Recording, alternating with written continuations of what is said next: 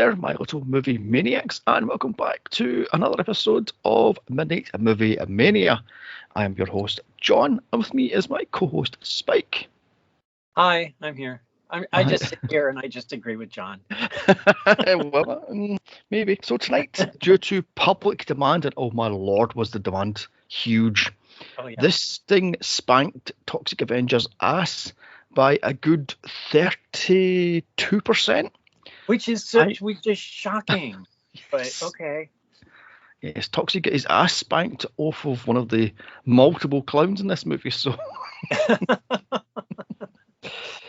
Oh my god. I mean, yes, and I'll tell you later on at the end of the podcast how to vote for a movie when I put a vote out when I feel like it. So dare I ask, how many times have you seen again?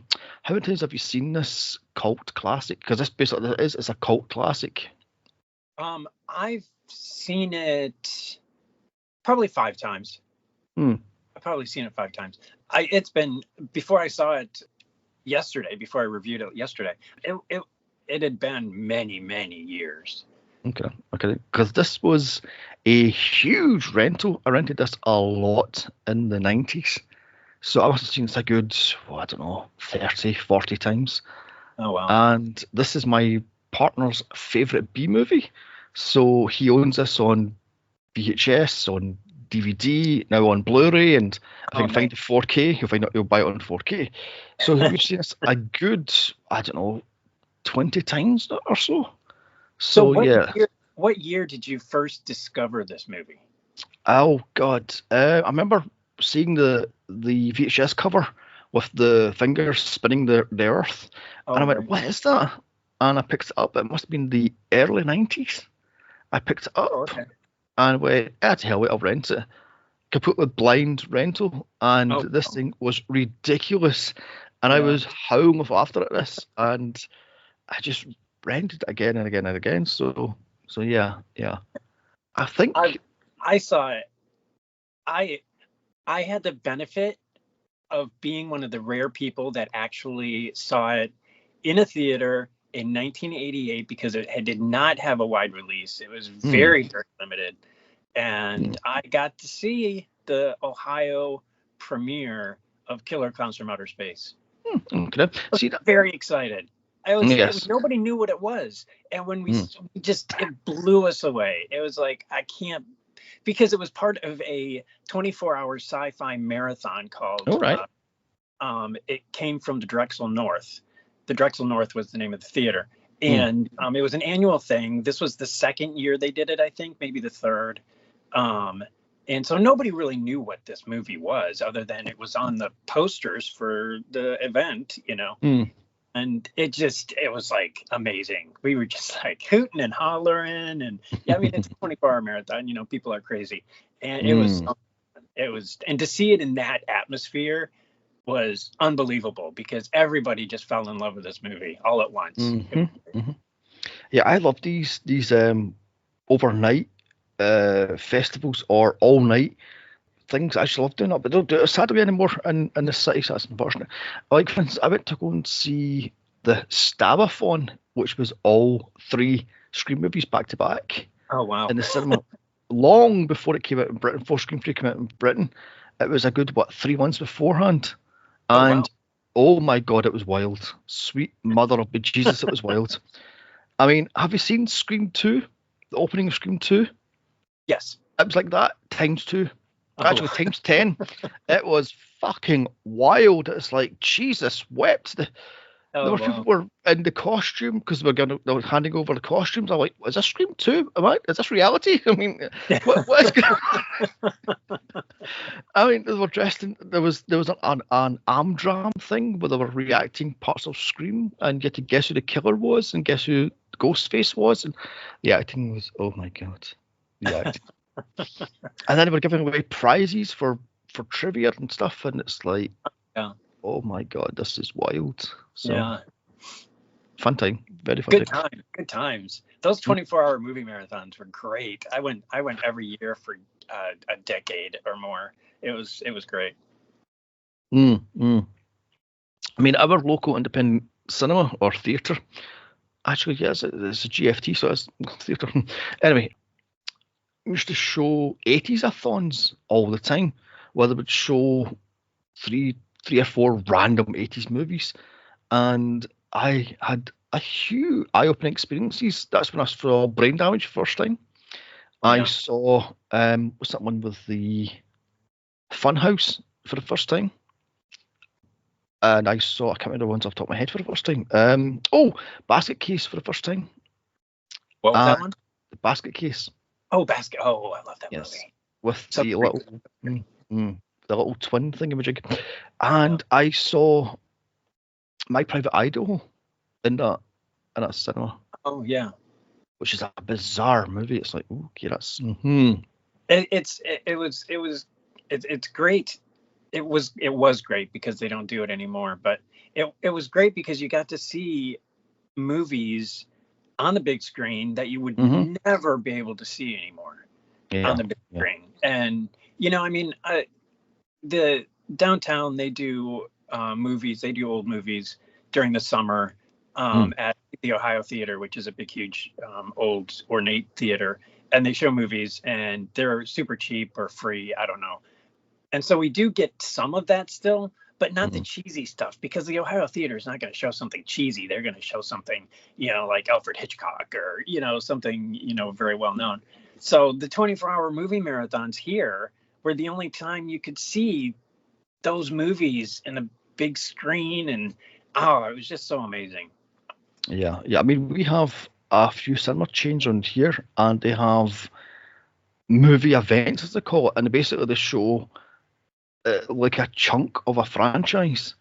And I am sorely tempted to go and see the Mad Max-a-thon next month, I think it is, or next a couple of weeks' time. But dare I sit through 4 Mad Max movies in one night? I mean, that would be a killer. It seems like it would get a little monotonous, but at least you could say you did it. Yeah, probably like 3 a.m. thinking, oh my god, we don't need another hero, I mean, we don't need another whale. Absolutely. I mean, so yeah, I'm also tempted to do the Spider-Man-a-thon, where it's showing all, what is there, 5 Spider-Men back to back? 6. No, because they're not showing the modern Spider-Man. It's only the Maguire and Andrew. 1, 2, 3, 4. Yeah. But I'm like, so yeah. Anyway, so yeah. Yes, I love this one. I have, my partner has the Blu-ray, and I was listening to the director's commentary on the thing. I love the fact how they were going, it just hit me, we're copying The Blob. I was like, really? Yeah. And then one of them says, oh, no, that was intentional. I meant to do that because I love The Blob. And I'm going, because think about it. It was, I mean, it is. I this time around, I didn't really pay attention to it before, but this time around when I watched it last night, I was like, wow, this is a lot like The Blob. And then I did research, and I was like, yeah, it is The Blob. Okay. Yeah, this is The Blob. Okay, then. So, oh my God. So which of the iconic covers have you seen the most of? I mean, there's one with the Earth getting spun like a basketball. There's one with Shorty on the front cover. There's one that just says Killer Klowns from Outer Space on it. And there's variations. So the only one that I'm familiar with is the one with the finger in the globe. It wasn't till I was doing research and the other ones kind of popped up, and I'm like, yeah. But yeah, that's what I'm used to, because that was kind of the original. Yeah, that's very true. And I'm old, so yeah. Oh God. Oh, here we go. Right. Now you might want to take a drink here, because this is going to be a long one. I found a YouTube channel that somehow found the names of all 50 clowns. So, and he also had a brief description of what to look for in the movie to figure out which clown is which. So here we go. So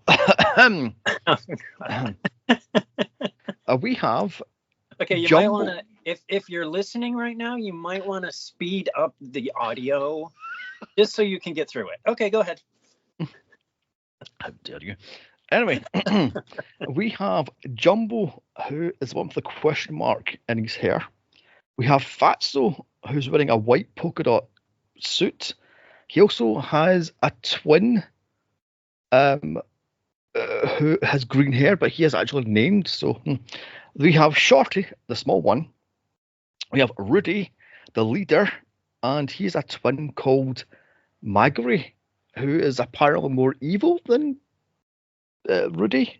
We have Spiky, who is a green-suited one with the spiky hair. Yeah. And we have Slim, who ironically is heavy set. He's in a he's in a red suit, and he's one with the 3 balloons in his hair. So he's the 3 balloons in his hair. Yeah, he's got tiny little balloons in his spiky hair.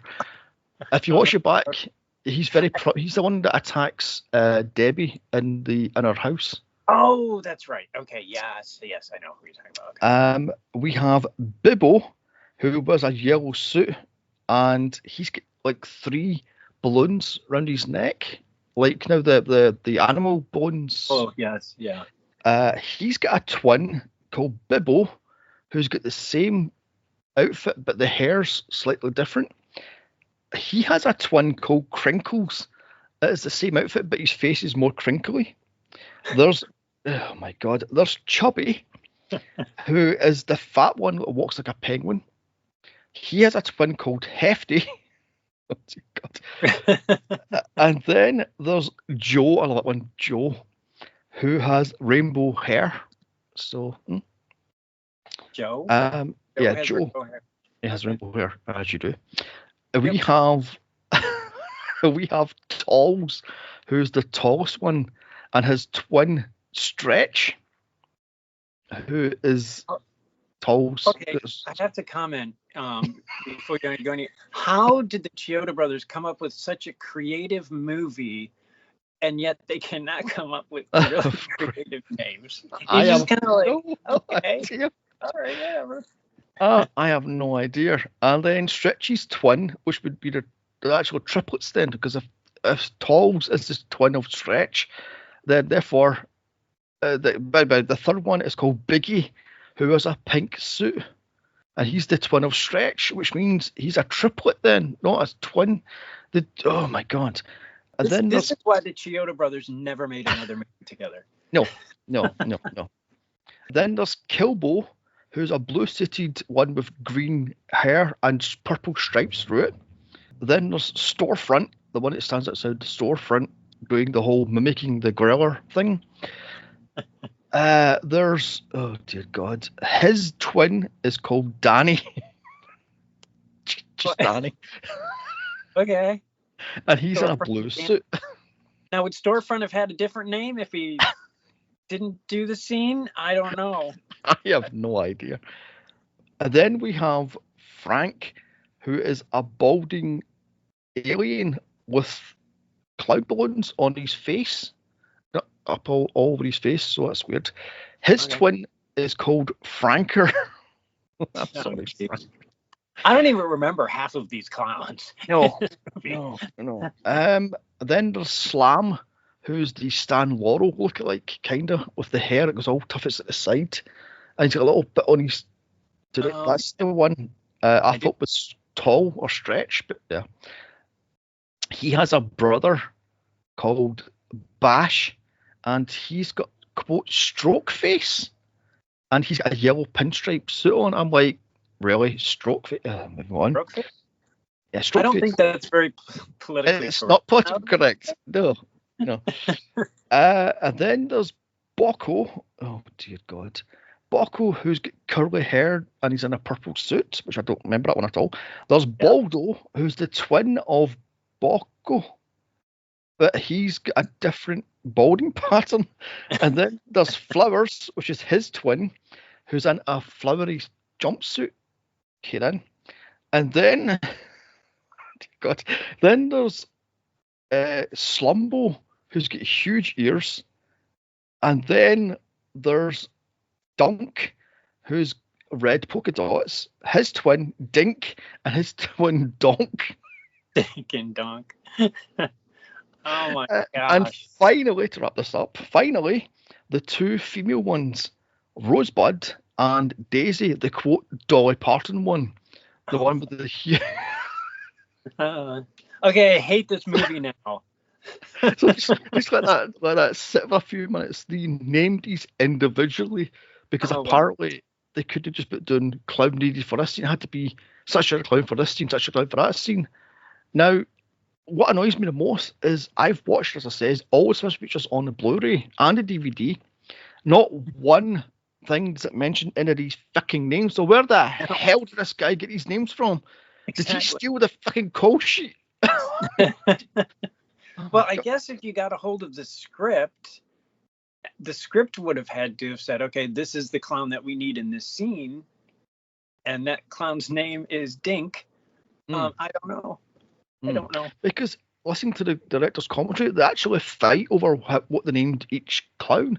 Like, for instance, Shorty was named Killer, and then he was called Shorty, and Fatso was called blah, blah, blah. I'm like, what? Okay. So even they're fighting over the names of the clowns. I know they wrote the fucking script and they named the stupid... Oh, moving on. That's funny. Oh, dear God. And I love the fact how one of the girls is called Rosebud. Just Rosebud. Just Rosebud. We won't read into that at all. We'll just no. And Daisy, the dog party one, that one made me laugh hysterically when I heard that one. Because she just sits in and it goes... The book just... They should have called her Jolene. Oh, my God. Moving on. So the budget for this thing was 1.8 million. And it made unknown. Although I read this morning that it was as low as $347, which I simply do not believe something would be that low. Well, I mean, the distributor did not distribute it, so that would have had some play in it. They distributed it to like 2 or 3 theaters just to try to see how it would go, and they were displeased with how it went. So their big distribution of it never happened. So I mean, $300 to $500 seems really low even for that, but but it did not get a wide release. That's why I'm like, so surprised that I actually saw one of those releases. So interesting. Because I've read something like this was given a wide release, which is why I'm stunned it made under $1,000. I'm like, how who skipped the till? I mean, who skimmed the till here? I mean, so yeah, everything I read said that it did not get a wide release. That the distributor, which was I want to say TNA, I don't know what it was, TW, I don't know. They Transworld, wasn't it Transworld? I don't know. Anyway, they didn't give it a wide release, so that's what I've read everywhere. So which is shocking because I know the audience that I was in, we loved it like crazy. So it's very disappointing. Yeah. So let's get on to some trivia which I found about this thing. First up, this was shot in 36 days. So there we have that one. 36. Yeah, 36 days. Yeah. That's I would not expect that many days for this movie. Bearing in mind the waste, like a really long time. Yeah, they wasted 3 full nights trying to record stuff, and they couldn't get the cameras to sit right, they couldn't get the light to sit right, so they ditched all of that. So they wasted how much money for that setup, and how much money for this, and how much money, and it's like, oh dear. So it's not a complicated movie. No. Because everything everything would have been done ahead of time. You know what I mean? The hard part of the movie was the costuming and the sets and stuff like that. So it seems like filming for 36 days is a long time. Or a short time, depending on how you see it. But because most movies nowadays are filmed over 9 months or a year and a half sort of stuff. So yeah. But what annoys me was the Chiodo brothers haven't made a movie since. All they are now are puppeteers, producers, and other workers in the industry. Yeah. So I take it this blackballed them then because this thing tanked. So. Yeah, but it made cult status pretty quickly though. Because by the 90s, I mean, everybody knew what Killer Klowns was. So I'm surprised that they didn't. I mean, there's been a lot of, them talking about, oh yeah, there's something in production. Yes, we're working on it, blah, blah, blah, back in 2012 and 2013. But it never, I mean, here it is. I mean, it's just as popular now as it was back then. Yes. So aren't they doing something with it besides the video game, of course? Oh yeah, which I'll discuss later on in the podcast. So most of the budget, unsurprisingly, went to the clown suits and the puppets, unsurprisingly. Yeah. This became a huge cult, as you say, hit when it hit VHS. I think this is one of the most popular VHSs of 1989, 1990.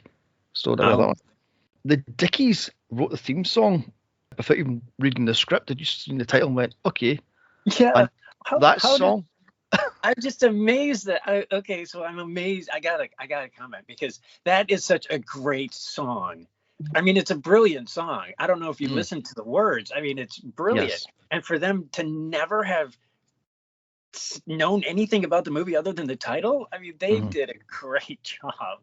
I'm sorry, but that is an earworm. I've been humming that song all day. That Killer Clown, woo, great. It's so annoying. I mean, it's annoying, but it's catchy, and it sums up the movie perfectly. But it's just annoying. The popcorn gun was one of the most expensive props in the movie, costing $7,000, and it broke on the first day of using it. It broke? Yes. I didn't read that. Oh my gosh, that's so disappointing. Because in the director's commentary, they talk about how they had to have the whole thing with kit gloves because it was so fragile, and when they fired it with the popcorn, it broke. So, wow. $7,000 up in smoke. I mean. Oh wow, that's so disappointing. And apparently, they hired a prop master who says, "I could make that gun for $100.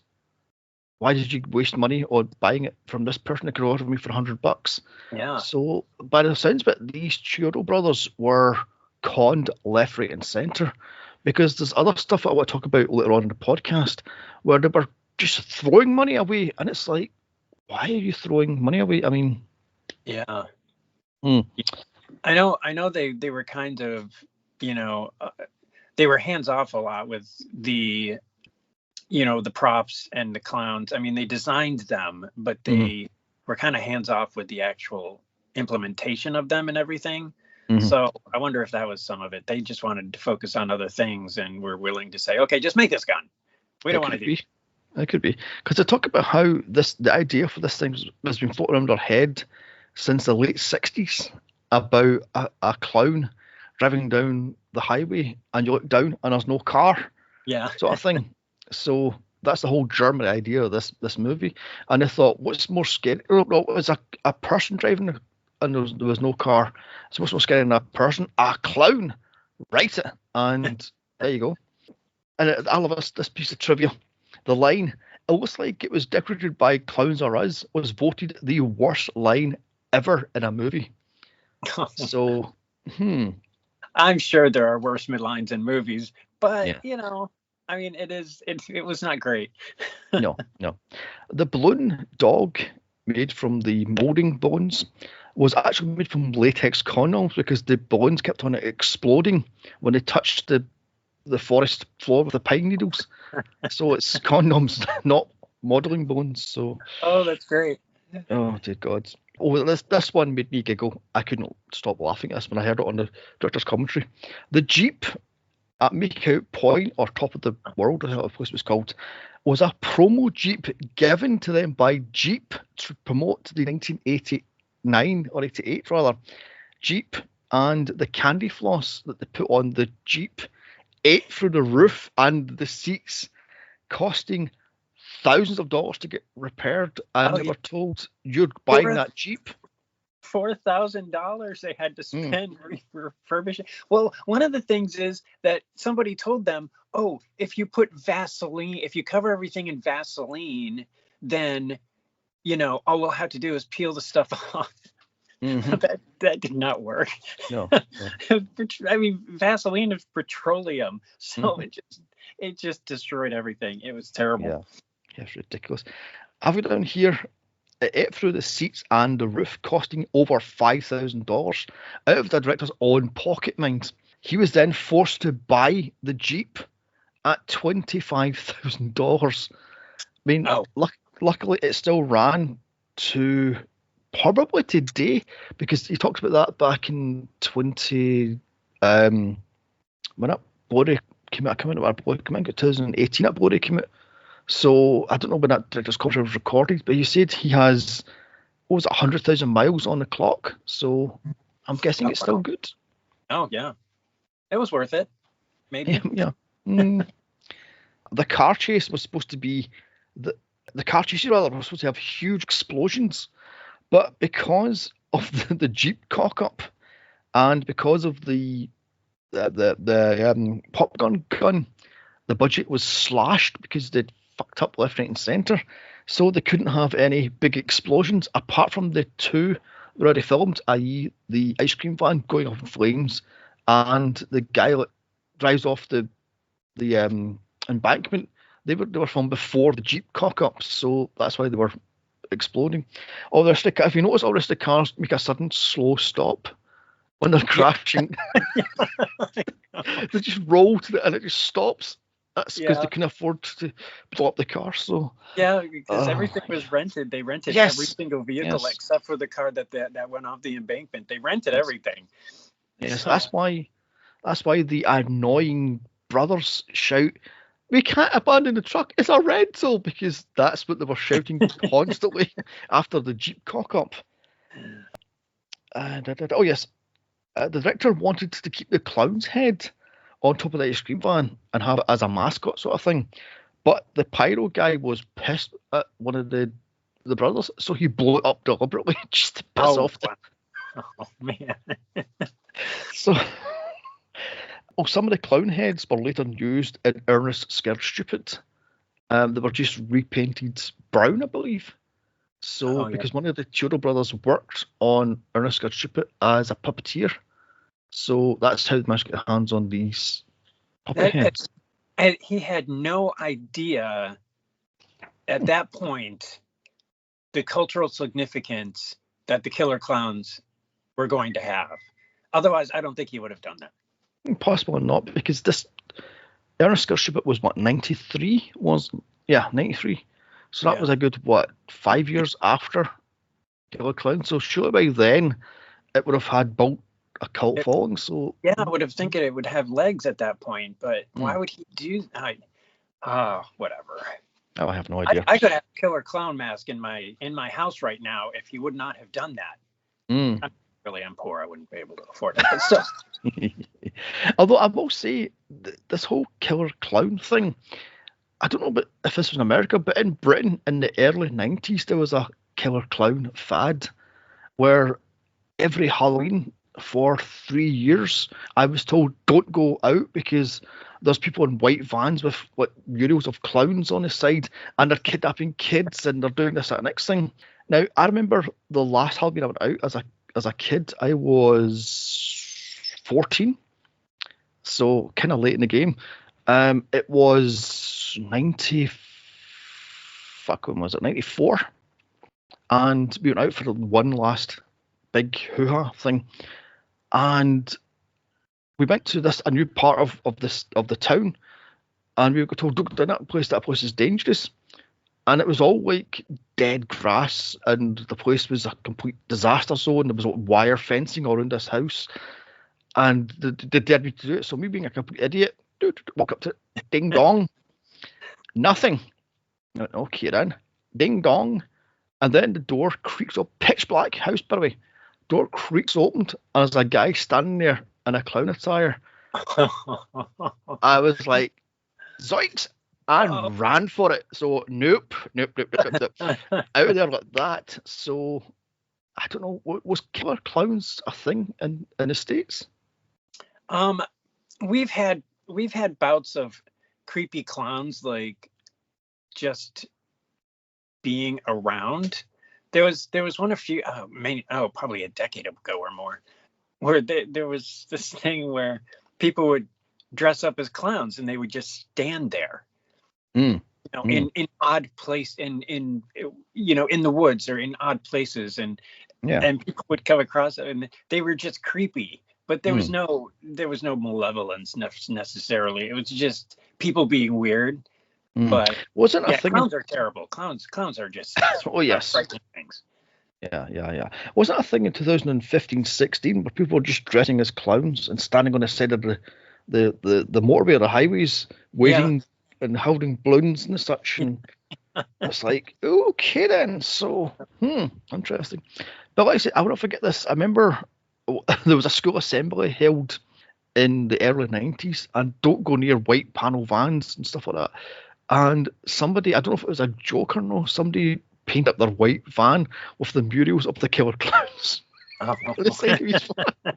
And he's driving around the place, and people were freaking out. They're like, oh my God, they're going to kidnap our poor Kenny Winks. Yeah. So, yeah, that was just, oh my God.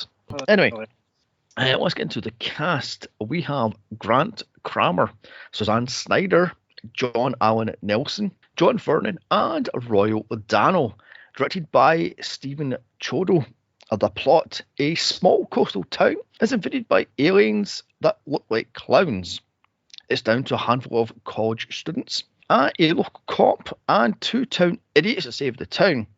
The killer clowns, however, use their gadgets, including candy floss rays, popcorn guns that fire living popcorn that turns into clown-headed snakes, and they have a gun that fires balloons around people, so they're stuck in the balloons. Okay then. They then turn the entire townsfolk into these weird candy floss or cotton candy cocoon things, and kidnap them to make them into a protein drink. So these aliens aren't clowning around then. So can they stood what? Oh, no, they're not clowning around. No, they're not.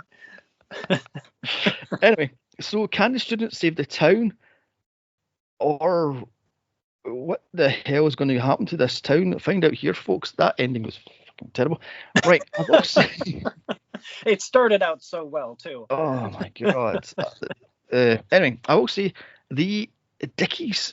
Who are they, Barbie? I googled them this morning. Who the fuck are they? I have no idea. They were an actual band at the time. Yes. So yes. But I never even bothered looking them up, which I should have, because I love that song. That song is amazing. Because I looked up on YouTube, they have 2 songs that I've heard of: Killer Clowns from Outer Space and the Banana Split song.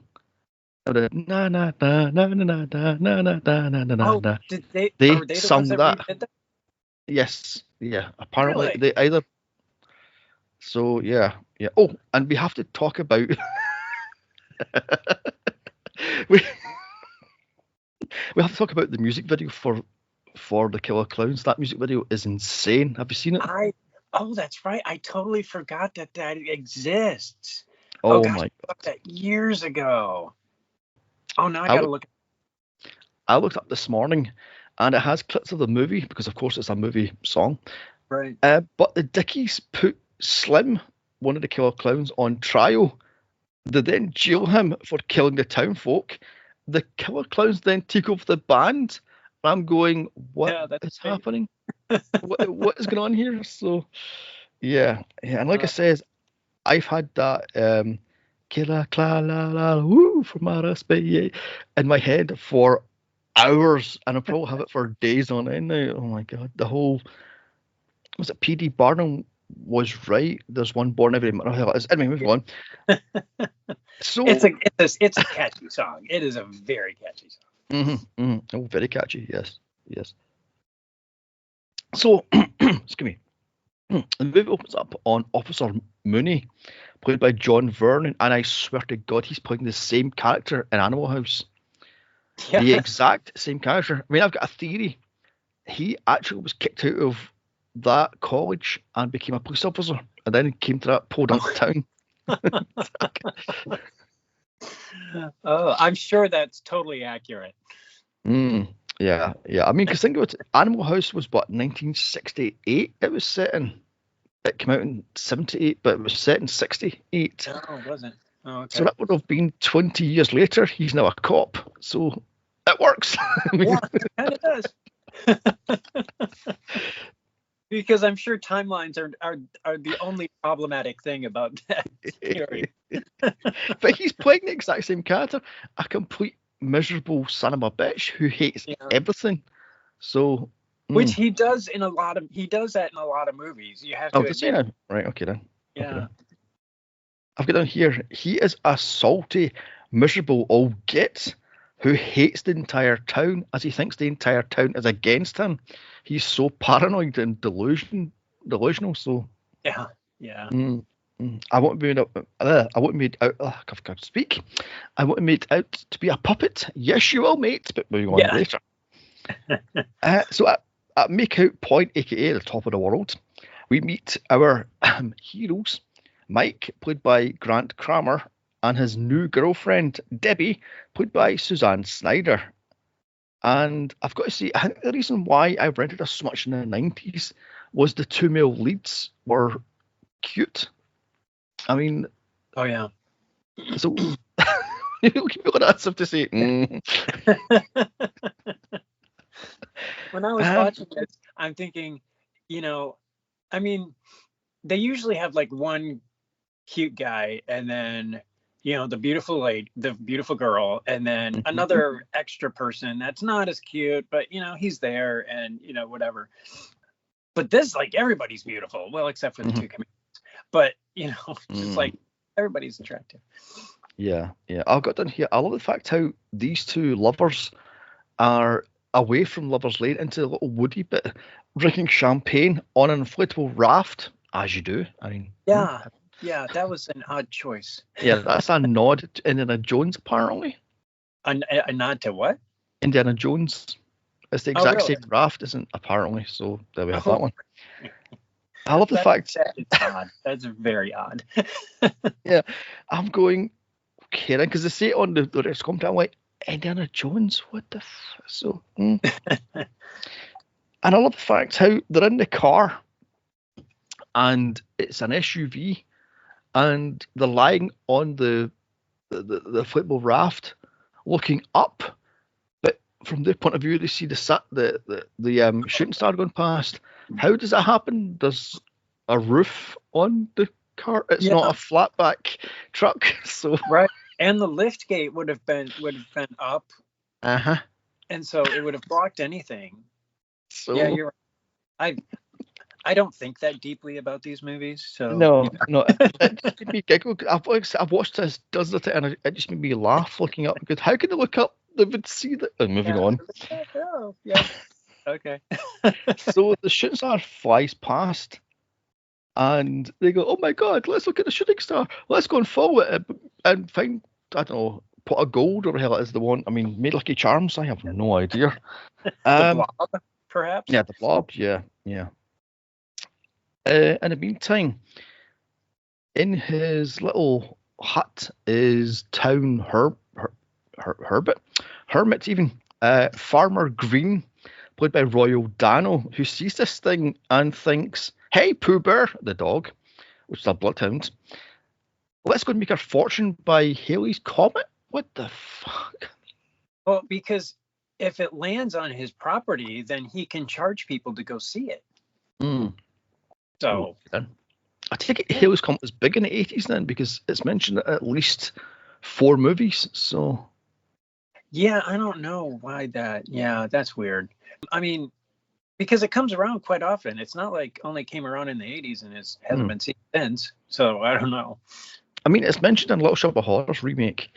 It's mentioned in this. It's mentioned in what was that one? Night of the Creeps. And I think it's because Night of the Creeps, where they all die and the ones that left over are zombies. Is that Night of the Creeps? Oh no! No! It's I've seen it. A couple of times. Okay. Yeah, I don't know. Night of the something. Anyway, the point being. Yeah, Night of the something. Night of the Comet. Yes, yeah. That's what it could be that way. And it's also mentioned another one, which I can't remember off the top of my head. So I take it Haley's Comet was a big thing. Oh, Maximum Overdrive. It's mentioned in Maximum Overdrive. Also, so. So bizarre. And Pooh Bear. Oh my God. A part of that was an untrained local dog. And all it cared about was food, its owner, and sleep. So. Oh, really? Well, it's funny because I was watching his scenes, and I was thinking, wow, that's a really well-trained dog. Apparently, I'm not correct in that. Yeah, 15 takes it took that dog to get off the porch. So, and it was another 10 takes or so to get it to do anything. All it wanted to do was sleep, eat, and run to its owner. So wasn't that nice? I mean, oh, that's hilarious. It's funny because I thought completely differently. I'm like, oh, this is a great little dog. He's clearly a good actor. And obviously not. Oh, and on to the bane of this movie for me, the Terenzi brothers. Rich, played by Michael Segal, and Paul, played by Peter Licassi. I hate these two, and I want them to die immediately. They are so hyper and so annoying and so shut up, Oh, we must get a girl. We must get this. We must sell ice cream. But they were annoying. Yeah. Apparently, they were a fairly well-known comedy duo in the LA area at the time, and that's probably why they got the roles. But yeah, they're very out of place in this movie. They don't match anything else because everybody is. I mean, it's a comedy. It is a comedy, but everybody in the movie is taking everything seriously that's going on. Even though there are, I mean, the clowns are funny, but the people generally are not. No, because they're taking everything seriously, except for those brothers, which it just is off. It doesn't work. Also, apparently, they never stuck to the script. They just kind of making stuff on the spot. And that pissed off other actors and pissed off one of the producers. So it's like, well, rein them in then. I mean, obviously they're like stand-up comics. Rein them in and say, stick to the script. We wrote script for a reason. Stick to the fucking script. Because they were all over the shot and it's like, this isn't working. Yeah. I mean, cut them out sort of thing. So, oh my God, they've got a rented ice cream van to pick up girls because that would work. They drive to the top of the world to make out point and try to sell ice cream to get girls, and I love the fact how they pick up the two fat townies, as they say. Because they were like what, easy marks? I don't know. That was just weird. The whole thing, the whole Terenzi brothers thing was weird. Terenzi, is that what their name is? Yeah, Terenzi. Yeah. Okay. By the way, these two girls were actual locals from the area where it was supposed to be shot in, and Sacramento was shot in. That was 30 takes. Really? Yeah. Well, no wonder it took 36 days. Yes, that's what I'm saying. They wasted a whole night on these two chicks. Get rid of the fucking chicks. Get other chicks then, because they kept on looking directly down the camera. And even this one looks down the camera. I was like, what the fuck? Yeah. So this was take 30 of 36, by the way. Oh, really? They took. Yes. So they did 6 more after that, and that was still the best one? Yeah. Oh my God. I was on the floor howling with laughter. I could not move. I was going, this is the best take of fucking nearly 40 takes. Fire them. Give them ice cream and piss off of the set and get another 2 chicks. I mean, Jesus wept. Oh my God. I got in here. It was shot in 36 days and it wasted a whole day on these two, a whole night rather, on these two. Oh, jeez.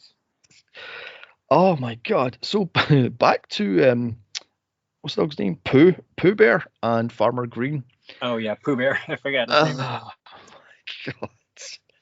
And he's wandering around the woods and he's going, what tarnations? Why is there a tent in here? Where's the crater? And I'm going, why does he get that weird what accent is that supposed to be? They're supposed to be in somewhere in California, so. Yeah. I don't know.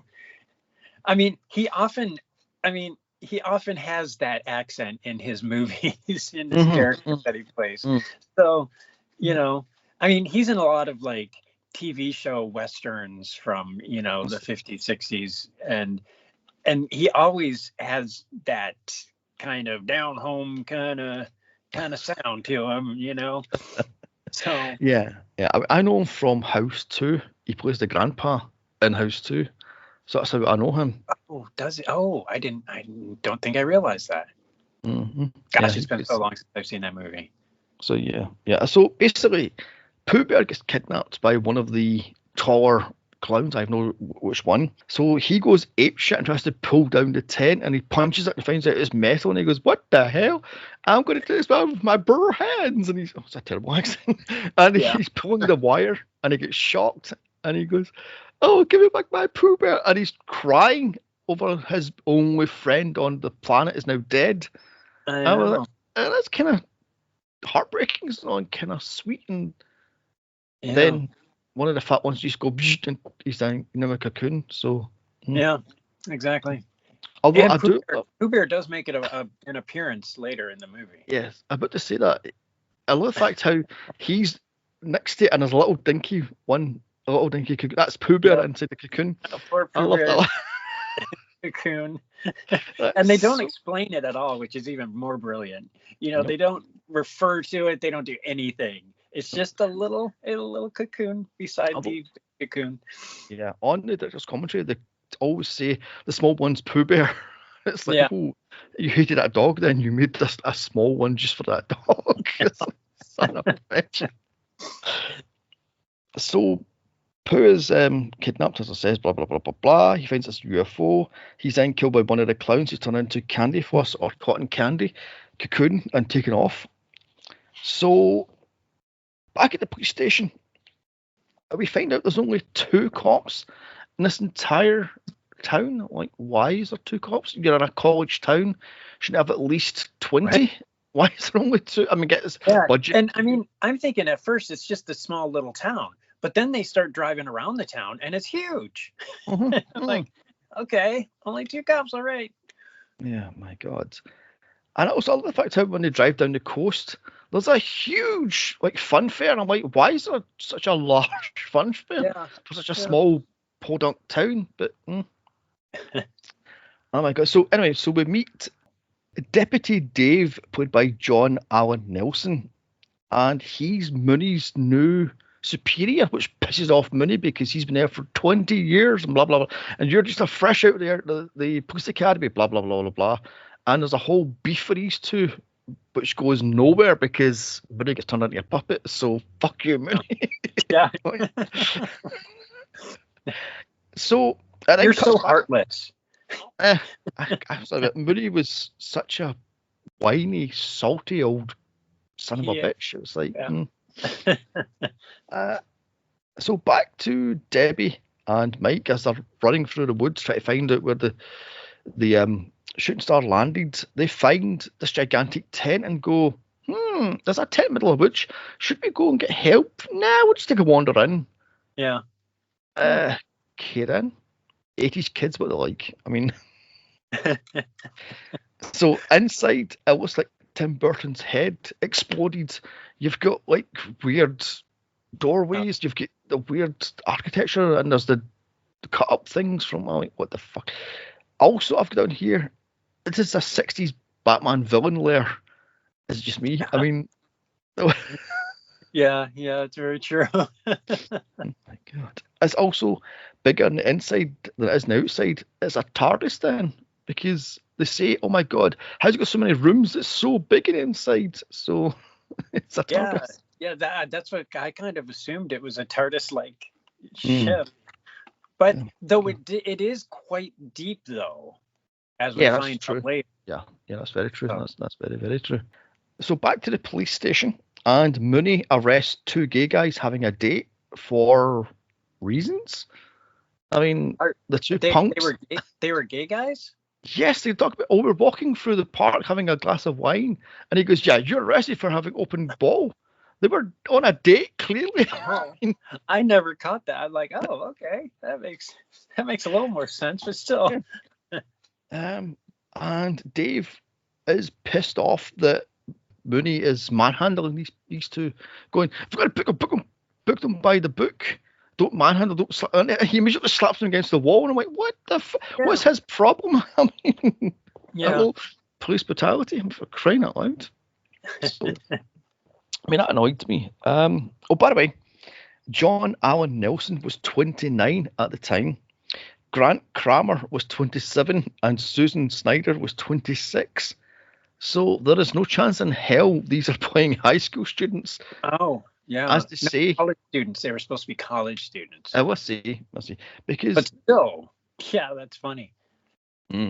Because one of the Tudor brothers says, "Oh my God, they're high school students now." And he goes, "No, they're college students." But at 27 and 26, wouldn't you have graduated by? Yeah. Oh my God. I mean, I just love that one. So the deputy of this town is 29. Okay then. I mean, back to the tent UFO. Mike does some sort of buttons, and he presses the buttons, and they get sucked in. And I'm like, how do you know the button combination? They're just random buttons he's pressing. So yeah, because but the buttons were cute because they squeaked when he pushed them. Yes, yeah. Apparently they were dog balls or something like that they found in the dollar store, because apparently the entire interior of that tent was from the dollar store. So, oh, really? That's great. Because apparently the prop master they hired went, "Give me X amount of money and I'll make you these items, and I'll do them on the cheap instead of buying these expensive props. I'll make you these cheap props." So they gave him, I don't know, a couple of $1,000, and he bought the entirety of that tent. All the background stuff, all the props are all made by this one prop master. So from the dollar store. I mean, I don't know, towards the end of the movie, where the clown car, now that's a real car. That's the smallest car I could find, and they just put this sort of plywood over the top of it, and the little round bits are pie dishes. So if you look at it again, you go, "That's a pie dish," and because when they go against it, they crush all the pie dishes, and you can see how cheap it is, but it works. So it works, yeah. Yeah. So inside, they find out its power source is a weird, what the hell that electric ball thing was, and I was like, is Obi-Wan going to turn it off at the side? I mean, yeah, I'm like, that scene was so weird, because other than the special effects of it served no purpose to the movie whatsoever. No. Apparently, it's a matte painting, and the electric sparks were done on the films. So, Kieran, because apparently they're proud of all these matte paintings. They talk about the end at the fairground was a matte painting going around to the coast. Right. It's a matte painting, and that's a matte painting. That's a matte painting. So they must have hired a matte painting specialist. So, well, that was kind of a cheap way to do it back then, yes. And pretty effective for the most part. Yeah, no, that's very true. I've down here, they find, my throat is killing me today. They find the Klowns' storeroom, which is all but empty, and here they find Pooh and Farmer Green, because Mike thinks it's a cotton candy storage room, as you do. I mean, of course. And she goes, no, look, and rips off a part of the cotton candy, and it's the farmer's face. Oh my God, and the run. So, okay then.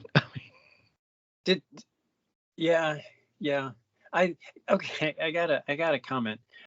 The girl, what's her name? Debbie. She is okay. She's such an overactor. Like, everybody else is like pretty fairly toned down, like normal. Mm-hmm. Yeah, except for the Terenzi brothers. But her, she's just like, oh my gosh, everything has to be at 11. And it's just like, oh my gosh, just calm down. Interesting fact for you, apparently a few days before they started shooting the movie, they told Mike and Debbie that Mike was supposed to be the hero and Debbie was supposed to be the ditz, and they were told to switch personalities, so Mike's the ditz and she's the hero. So maybe that explains why she's playing it so, I'm like this manly man, because she has no doubt how a man would act. That's the situation. Maybe. But yeah, she's got to tone it down a little bit. I mean, it's too late to tone it down. Now the movie's been out since 1988. But still, she should have toned it down at the time. Yeah, that is very, very true. So as I said, so they get caught and chased by a clown, and he pulls out the animal balloon thing and makes the sniffer dog, which made me laugh. The whole stuff. Yeah, that was a great idea. I remember when I first saw this, and he started making a clown animal, or a balloon animal. I was like, oh, he's gonna make a dog, and he's gonna sniff it out. Sure enough, that's what happened. I was so proud of myself for coming up with that. Oh, it's so genius. I love the fact how the clown is running around just with the leash and the collar as the bones burst. He's going, I was howling at laughter at that. I could not move. I mean, and so they fired the prop gun for the popcorn. That was real popcorn, by the way, they fired. Obviously not going around corners, but when it was shot out, that was the real popcorn. And the popcorn apparently took one of the Troso brothers 3 hours each person to stick onto their costumes. Oh, you're kidding. So he wasted 6 hours gluing the popcorn on there. Oh my God. And he did a terrible job, because if you see the movie, it's all the popcorn is very evenly distributed on those clothes, to the point where it looks like designer popcorn, and not like somebody just shot a gun at them. You know what I mean? It was just like, oh, okay. Yeah, because it would have been like scattered. It would have been like, not evenly spaced, like 2 inches apart. Each one has to be 2 inches apart. It was just ridiculous. Yeah, that's so bad. I do love the fact that you can clearly tell when the popcorns go around the corner, because it's heat-seeking popcorn, of course. Yeah. You can tell a guy's just throwing a bag of popcorn as they go around the corner. Exactly. I love that one. It was like, oh my God. So we find out later on that is quote living popcorn. Yeah. As you do. And I love the fact that they're absolutely coated with it. And then the next couple of scenes, there's no popcorn left. I went, you glued that on, but it all falls off. You fucking. Yeah. Oh yes. There's a name's dropped. They call one of the victims Joe Lombardo. Now, Joe Lombardo was the friend of one of the Chiodo brothers in high school, and he is what Mike is based on, allegedly. He was this character who would get all the girls and would do these ridiculous adventures, because if you notice, Debbie calls Mike Mr. Adventure or Adventure Man, because there's a whole subplot where we're going to go on adventures and all that stuff. So this is why she picked Mike, because he was the fun-loving idiot instead of the straight-laced cop. So, but that was cut out because they ran out of money. So he's played by Johnny Morton.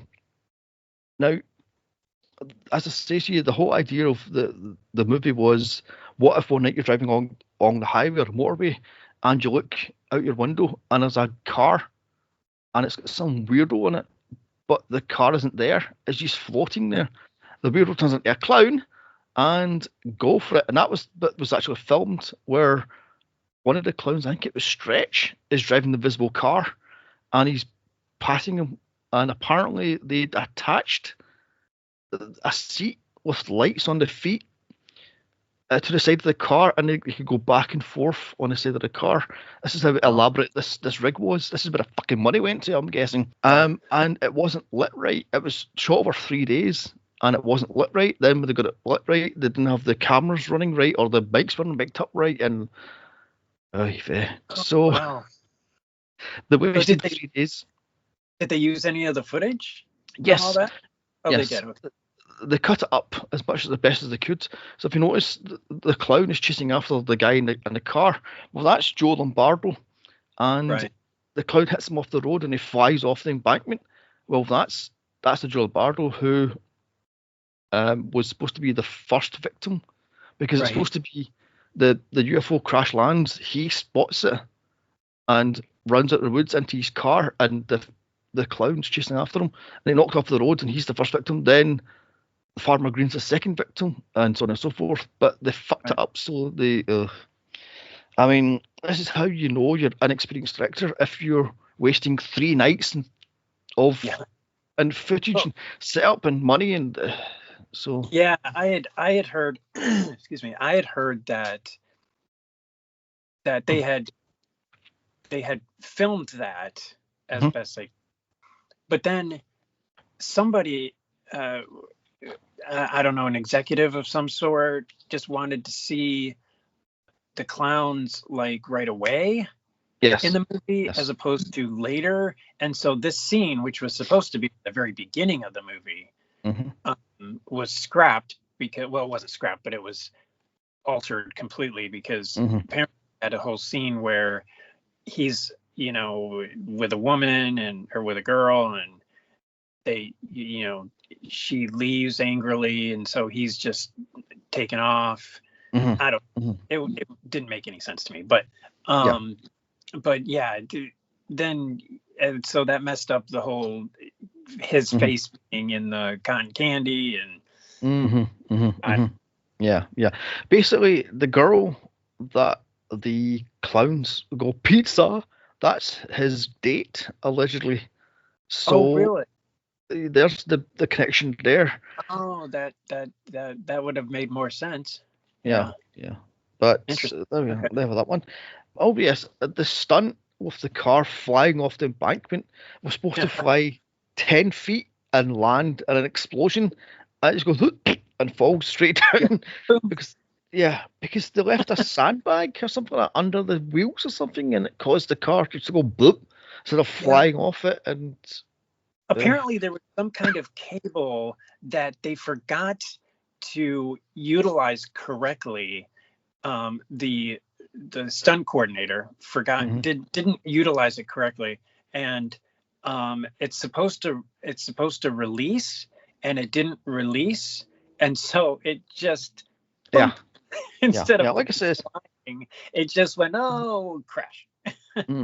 Like I said, they wasted 3 nights on this one scene, on this one stunt. This is the sign of a bad director who hasn't a clue what he or she is doing, because they're just doing the stuff, and it's like, because they say, we made this movie, that movie, this movie, that movie, but you were not a director, you were like a puppeteer, or you were a prop master, or you were whatever it was, so you were learning on the job. But I mean, dear God. So back to this movie, Mike and Debbie run to the cops as they find out the clowns are killing people and invading the town. So the clowns then chase after them, and they're all walking like penguins into the town. Yeah. And if you notice, each clown, you can't see their feet apart from Shorty, because he's that short. He can wear ordinary shoes. The rest of the clowns, you don't see their feet much, because apparently the Chiodo brothers designed these huge clown feet things, shoes, and they made them out of some sort of material which wasn't weathered. So when we were filming outside, it was cracking and destroying the feet. And the prop mistress went insane, and she had to spend thousands of dollars to get these shoes to work again. And they're going, but we tried to save you some time and some money, but you ended up costing yourself thousands more dollars because you're a fucking idiot, apparently. So you'd think being prop masters like they were, they would have known that. Of course, see, they weren't directly involved in a lot of that because they were worrying about other aspects of the movie, directing producing or whatever. And, so maybe that was part of it, but you'd think that they'd know better. Yeah. I mean, I think it was because they were giving, as I was saying, 36 days, $1.9 million, and the production was completely out of control. They were spending money like it was going out of fashion. They were spending money on expensive props, expensive shoes for the clowns, the masks. Some of the masks actually are just masks. They don't move. The butts don't move. The eyes don't move. They're just masks because they're running out of money to put the animatronics in. And it's like there's only 4 masks that actually work with the mouth and the eyes are moving and such. So I'm going, wow, you're out of control. This production's a complete disaster. Plus, you have these 2 stand-up comedians, the Triodo brother actors, running wild on a set, changing scripts left and right, and so they're like, oh my God, we can't do this sort of stuff. So God bless them for that one. I mean, they made this movie.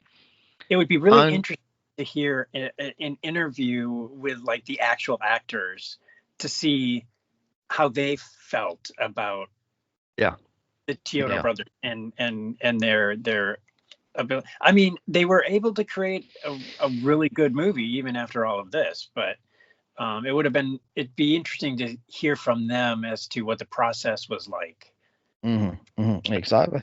Like I say, it sounds to me like it's a production out of control, and they've got 3 inexperienced brothers infighting, and then going, I want this done, that done, this done, and then not got a clue what they're doing. So, yeah. I mean, also I will say, each of the clown heads, the person inside of it can only spend a maximum of 20 minutes because they couldn't hear, they couldn't see, and they couldn't breathe. They had to unzip it and let them breathe and put it back and zip it back up. Oh my gosh, that must have been so smelly in there. By the time they were done. Maybe that's why they got rid of them. Yeah, possible.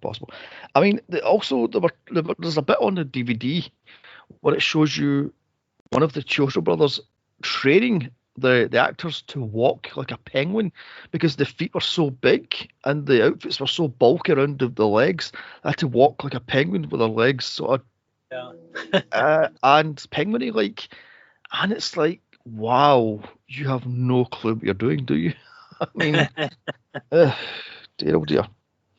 So of course the cops don't believe them because why would they? They're teenagers. David jealous of Mike because he stole his girl, and Mooney's just a miserable old asshole, frankly. So, yeah. I mean, I love the fact how they say it on the movie. What you got? Did you shoot me in the woods? And he goes, no. I'm sorry, but I didn't know Debbie was your ex-girlfriend. So she didn't say to him, oh, by the way, my ex-boyfriend was Deputy Dave, but now he's back in town. So, yeah. Yeah, it's if it's a small town, you'd think that he would have figured that out. I mean, especially since they say that they're newly dating only a few weeks. So what did Deputy Dave Dumper piss off to the police academy, and then came back into town as a newly minted deputy? Yeah, and she jumped onto this the town clown, so to speak. I mean, yeah, so... and they clearly, I mean, via dialogue, it was established early on that they have been everybody's been in the town for a while. Yes. So it's not like they just met each other. It's like they've been around each other for a while. Yeah. So it seems like it would have come out like at some point. Yeah. Also, did you catch when she's not trapped in the balloon and Dave shoots the balloon? She goes to Dave and hugs him and kisses him and ignores Mike. And Mike's like, oh, what am I, the spare brick at a wedding sort of thing? So, I mean, so she clearly has feelings for Deputy Dave.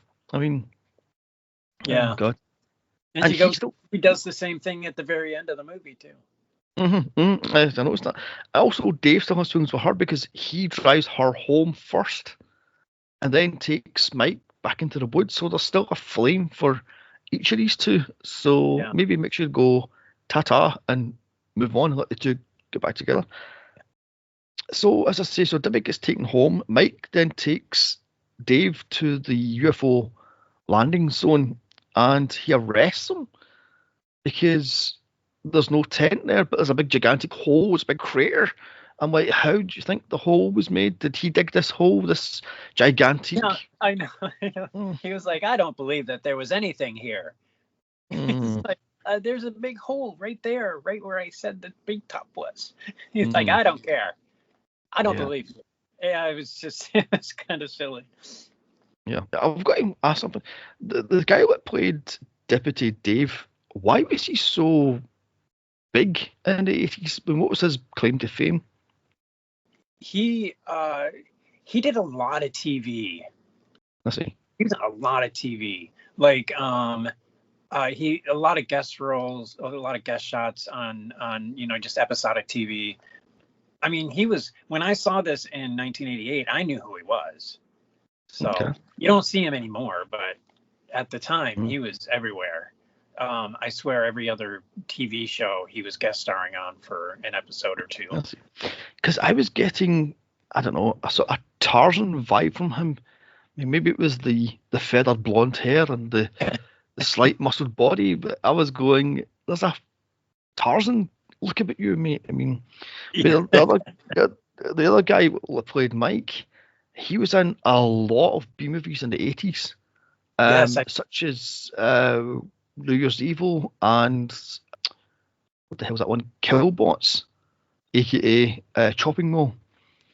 That's where I know him from. So, was this his first major role, or? I don't know. I'm not sure, because Chopping Mall, he's part of like 6 other people. So this one he's playing second fiddle to what's his name? John Allen. What's his face? So I don't know. I mean, I love the fact how it leaves Mooney to get drunk on Jack Daniels. I think he's got a little bottle, a big bottle of Jack Daniels in a little drawer. I just love that. He opens the drawer and takes it to Jack, pours it and knocks it back. It's like, and then puts it in a styrofoam cup. What was he thinking? He's clearly not a connoisseur. He would never use styrofoam, though that does go along with his character. So, other fact, how later on in the movie he's looking at a magazine, and it's a gun magazine. I thought it was a porn mag when I first watched it. Then I realised it's a gun mag.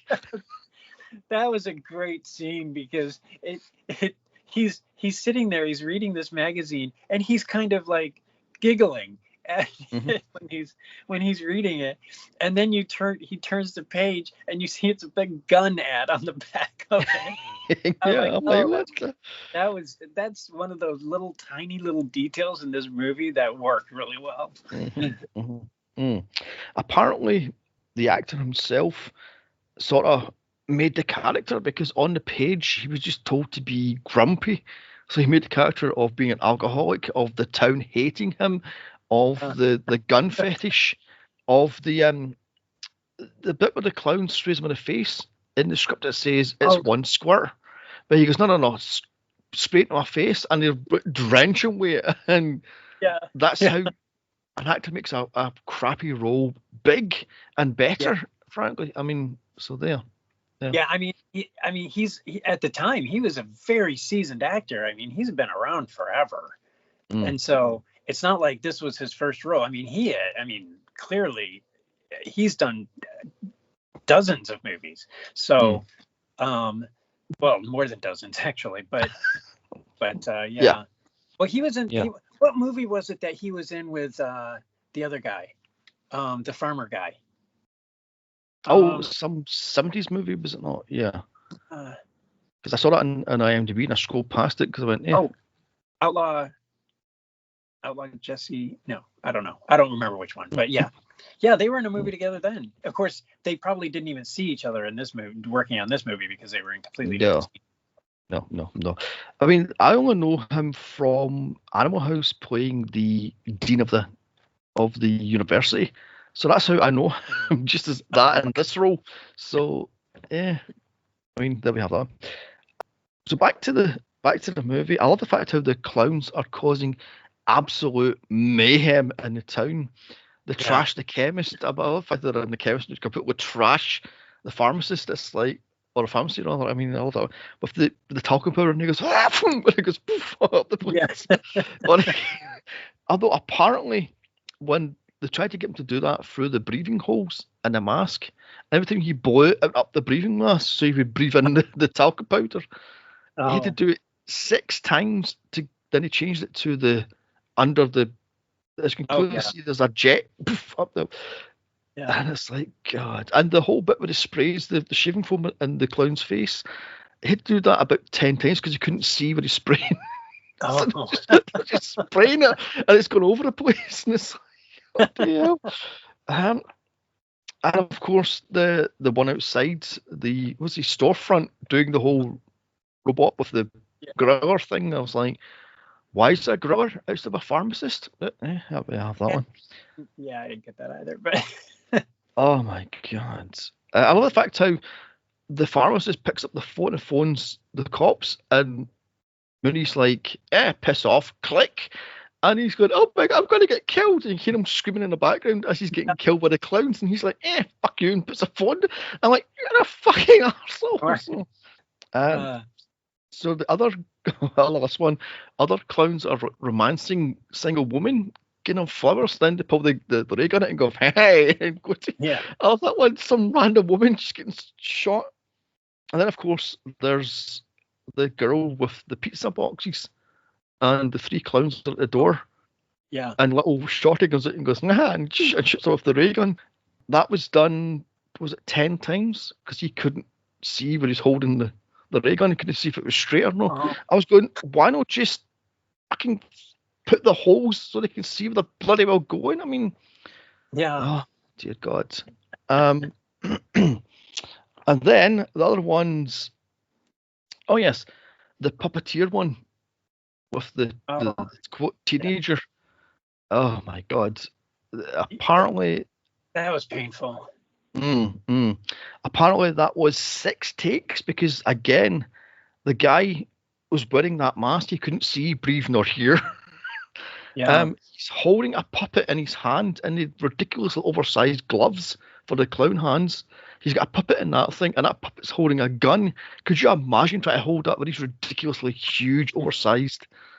So yeah. And apparently, when they were filming that, they forgot to put the sound on, so that was all redubbed because this is how much of incompetent boobs these children are. There was no sound, so I have mixed feelings about that actor that was laughing and so on at who was the victim of the Punch and Judy show. He's awful. I don't know how else to put it. I'm like, can't you find somebody that can act halfway decent for that? I mean, he didn't have to do much. He just had to stand there and giggle and then act surprised. I mean, yes. It should not have been hard, but he made it so painful to watch.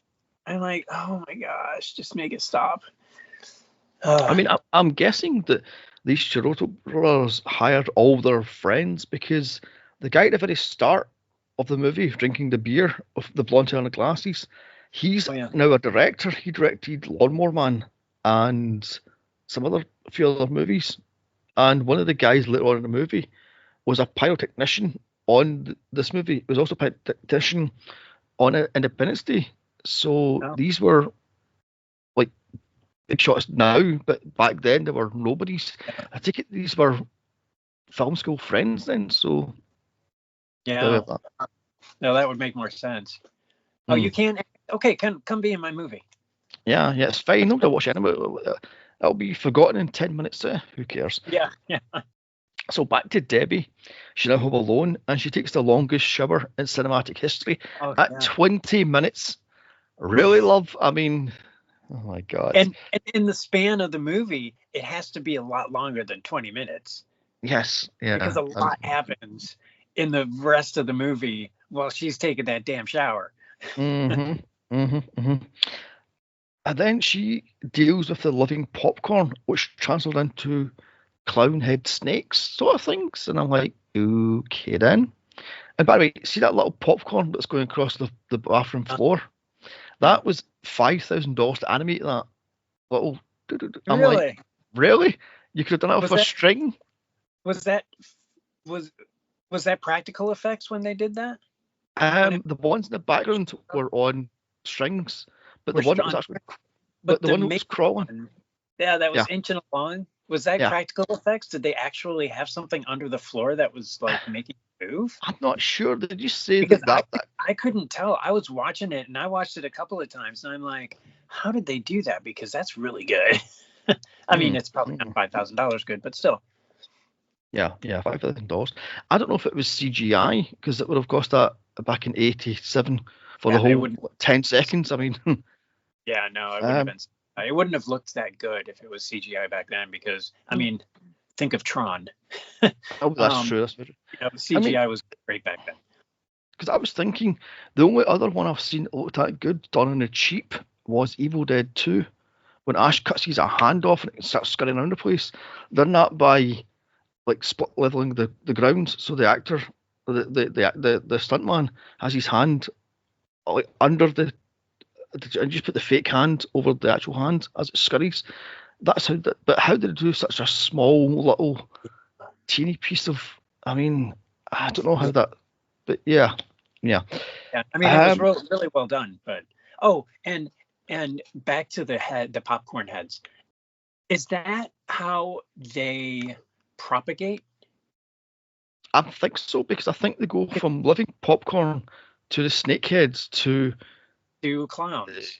To clowns, yeah. That's kind of what I got from that, but they never really said it. But I'm like, this is how they. This must be, little popcorn is baby clowns essentially. Although I do love the fact how later on in the movie, one of the clowns does the shadow puppets, and he turns the humans into popcorn. So, is all the popcorn living beings that are then forced to germinate into the snakeheads, then goes into a clown, and then goes into the bigger clowns? Because I'm guessing Shorty was a relatively new clown.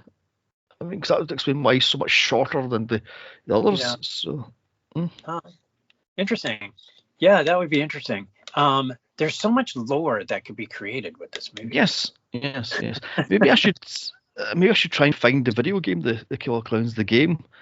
But to me, that looks like it's dire, frankly. I mean, I watched a playthrough on YouTube this morning, and it looks shit. So, it would have to have comedy in it, otherwise it would be pointless.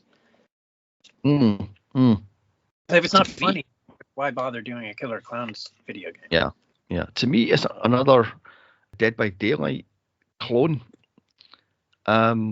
I can't stand games like that. They are absolutely dire. So really? Yeah. I'm acting like I know something about gaming, but I do not. Okay, so let's get like, Dead by Dawn. Oh yeah, I remember Dead by Dawn. I don't. No, Daylight. Dawn's are different. Yeah, Dead by Daylight is basically one person plays a killer versus 4 other players. And the 4 other players has to escape the map or take down the killer. And I hate games like that because if you're the killer and you're a good killer and you've got whiny victims, they will just log off and leave you there. And if that happens sometimes, the game will block you out for us. And it's like, fuck this. And that's what Killer Clowns looks like to me. It looks like it's 5 humans versus 3 clowns. And it's like, no. Yeah, it doesn't sound well. I don't know anything about video games, but but it doesn't sound interesting. I mean, I like the concept, but not the concept of the gameplay. But so let's get back to this thing. Next, Shorty knocks the block off a biker after he destroys his little pedal bike thing, which I thought was ridiculous yet cute. I'm like, he's going, as he's trying to pedal the thing. And the bully just goes, "Can I try your bike?" And he goes, "Can I press the horn?" And he just picks it up and smashes it. Yeah. And he goes, he starts to cry. And then he just put up your dukes, and whacks him. And bang goes the head just flying off. I mean, What in the hell? But I love the fact that you can see the zip behind Shorty's head. The big zip right up the. Yeah, I noticed that too. Like, oh, it's even shiny. You'd think that they would make it matte, so it wasn't quite so obvious. But okay. Yeah. I mean, I was getting not Zilla flashbacks, except it's on the back of the head. Not. Except one was intentional and one was not. And next is possibly the creepiest thing in this movie. Fatso goes after a little girl at the local burger joint, the Big Top Burger. That was just creepy. The whole peekaboo and come Heather, little girl sort of thing. It's like, oh no, cringe. But her mom rescued her, so it was fine. Yeah, although apparently the original dialogue was, if you go outside that, I'm going to hit you. And they're like, oh my God, cut that dialogue. So it was redubbed as, come get your burger and fries sort of thing. So, yeah, really. I can tell that they dubbed it differently than what was there. So, yeah. I mean, like I said, I was getting a creepy vibes of this thing. It's going peekaboo and all that stuff, and it's like, ooh. And she was about what, 8 or 9? I'm going, have you heard of Stranger Danger? I mean, why you go peekaboo to some tall guy sitting on a, what the hell, that was a unicorn with the things and a kiddie, but and then he goes, come here, sort of thing. It's like, oh no. Yeah. With a large mallet behind his back, going to put her in the head with the mallet, sort of thing. So it's like, dear. I mean, I've got down here, I love how no one eating the pickles from the burger joints because pickles are gross. Frankly. You're right. I mean, it's the first thing I do when I order a burger. Out goes the pickles because they are disgusting. Oh, yeah. I don't even allow a pickle on my plate. I tell the people that are making my food, I'm like, I don't want a pickle in the sandwich. I don't want a pickle beside the sandwich. I don't want a pickle on the plate at all because then everything tastes like pickle. Yeah, so, that's what it goes. I cannot stand pickle. All my friends know. Keep pickles away from me. Yeah, I mean, I used to work for McDonald's when I was in college years and years ago for about 8 weeks, and I fucking hated it. And I can tell you horror stories about McDonald's. I mean, such as the fresh pickles are not fresh. They're kept in the jars for fucking decades before they're opened. The special sauce is basically Big Mac sauce left on a radiator overnight and then put back in the storeroom and then mixed with fresh Big Mac sauce. Makes the tangy sauce. Oh, yeah. Yummy. One of my favorite fast food meals is a McDonald's cheeseburger, no pickle. That's like my go-to. McDonald's cheeseburger, no pickle. That's like the best thing. And if I'm feeling really adventurous, I'll have a 4-piece McNugget with sweet and sour sauce on the side. Oh my God. Let me see now. The horror stories I can tell you about the McNuggets. The nuggets are usually fried at 9 in the morning and kept in heating racks for up to 18 hours. So they're not freshly cooked. But they're delicious, and that's all that matters. So basically, yeah, they're kept in heating racks and they're kept warm. So that's why they're so dry when you bite into them, unless you get a fresh batch. So you ever order chicken nuggets, order a fresh batch.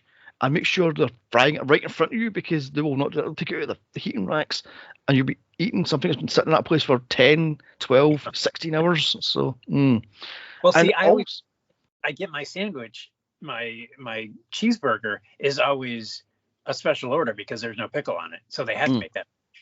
Yeah, true. Also, they have a waste bin, which is a big red waste bin. And if any burger isn't cooked appropriately, they just throw it in there. And if somebody comes in and is rude, say the drive-through, if they're rude in the drive-through, they will take a burger out of that bin, reheat it, and give it to that person. Really? So, isn't that lovely? Oh, my personal favourite one. If you order Big Mac sauce with special sauce, if you're rude to the person, they will give you special sauce. Oh, special sauce. Yeah, special sauce. Yeah, yeah. The nut butter variety. I mean, I actually remember that walking into the storeroom to get cups, and there's a 18-year-old boy jacking off into the burger, and give it to the. Oh, really? Yeah, that's the special sauce. If you're a complete bitch, so next time you're in a drive-through, don't be rude to the poor person with the microphone on, because I'm never rude. Although the one that made me gross out the most, the one guy was opening a box of burgers from the freezer, and the knife slipped and cut his palm, so it was bleeding quite badly. So the manager puts some ice in it. So this guy puts his hand in the ice bucket, and it's all bleeding out. He then picks up a big handful of ice, wraps it round with some tissue, and goes to the hospital.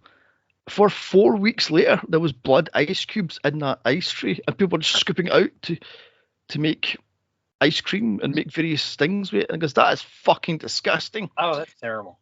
I mean, so that's only the tip of the the McDonald's stuff. Anyway, go back to this movie. Oh, so gross. Deputy Dave, along with Mike, checks out the top of the world and finds it's completely empty, and they find the Jeep with the candy floss around the place. And I went down here, that's a 1988 Jeep from Jeep, costing at the time £15,000 as a base model. So when the Chioto brother bought that, it was $25,000 after all the fixes and such. So whoops. Yeah, that's.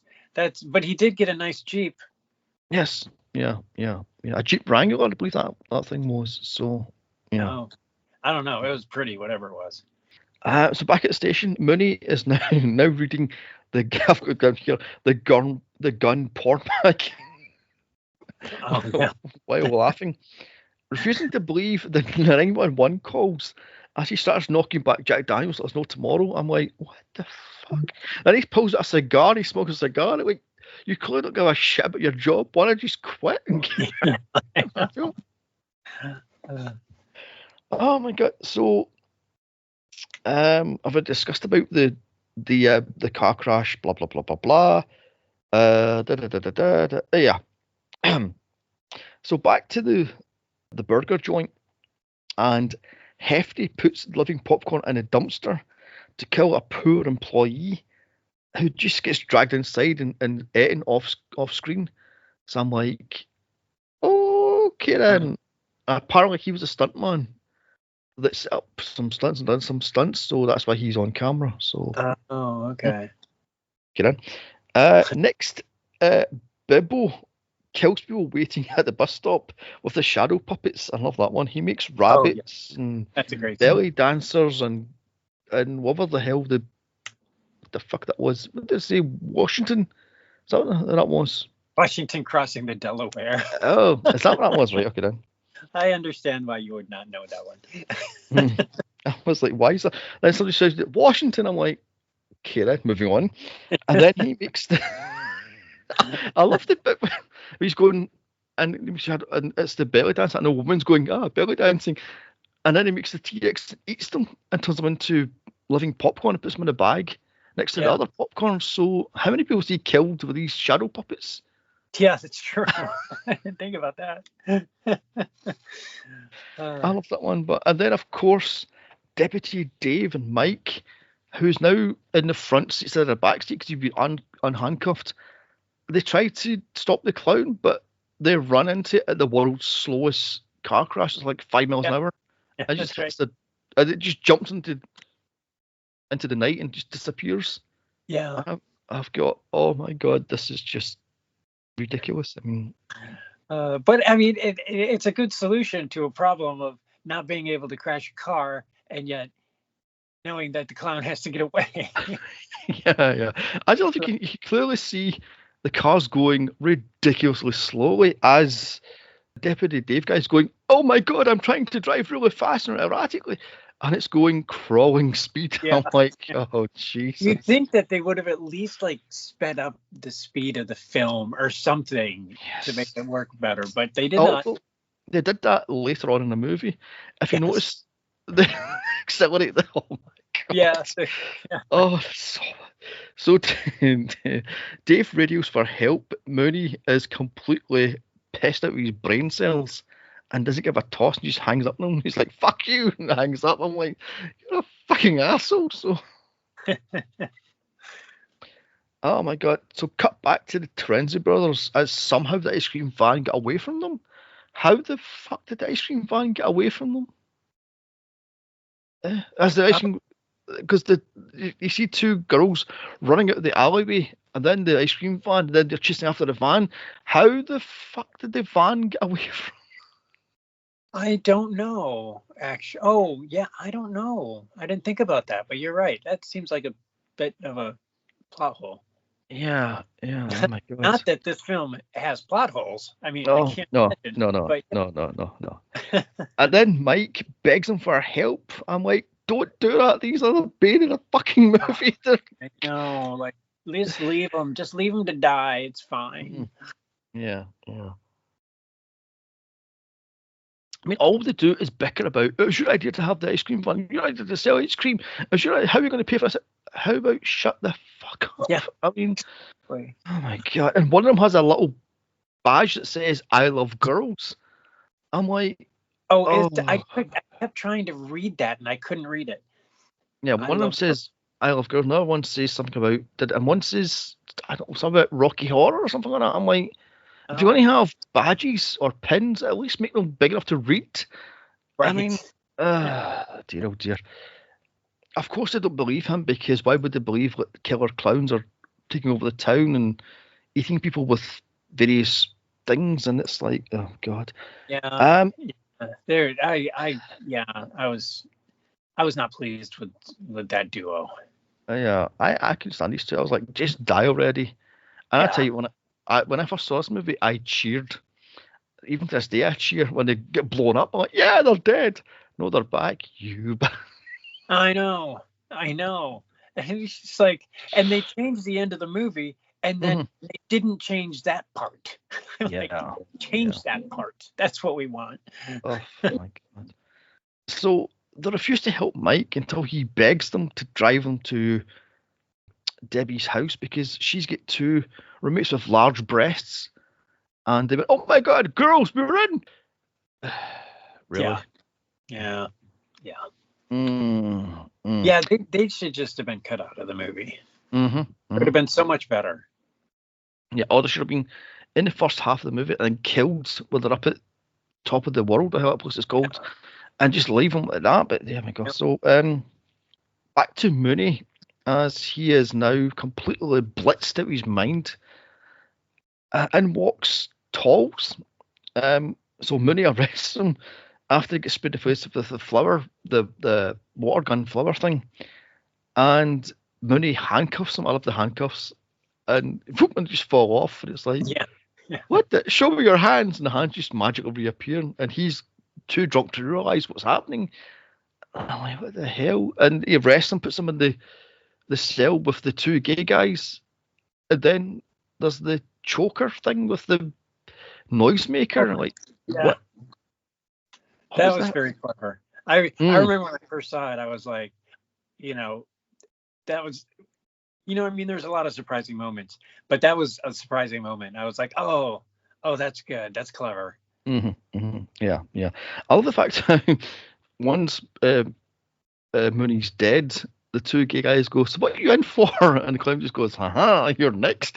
So I was like, and it's like, so back to Debbie. She's dealt with the clown snakes by, what was she doing? Put the shower head in one of the snakes. How the fuck did the snake get in the toilet, by the way? That was a bit confusing.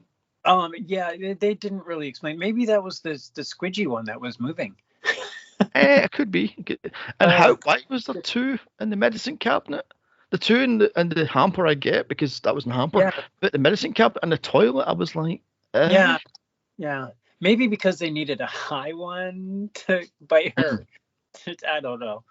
But yeah, it didn't make sense. But I have to admit that scene was really cool.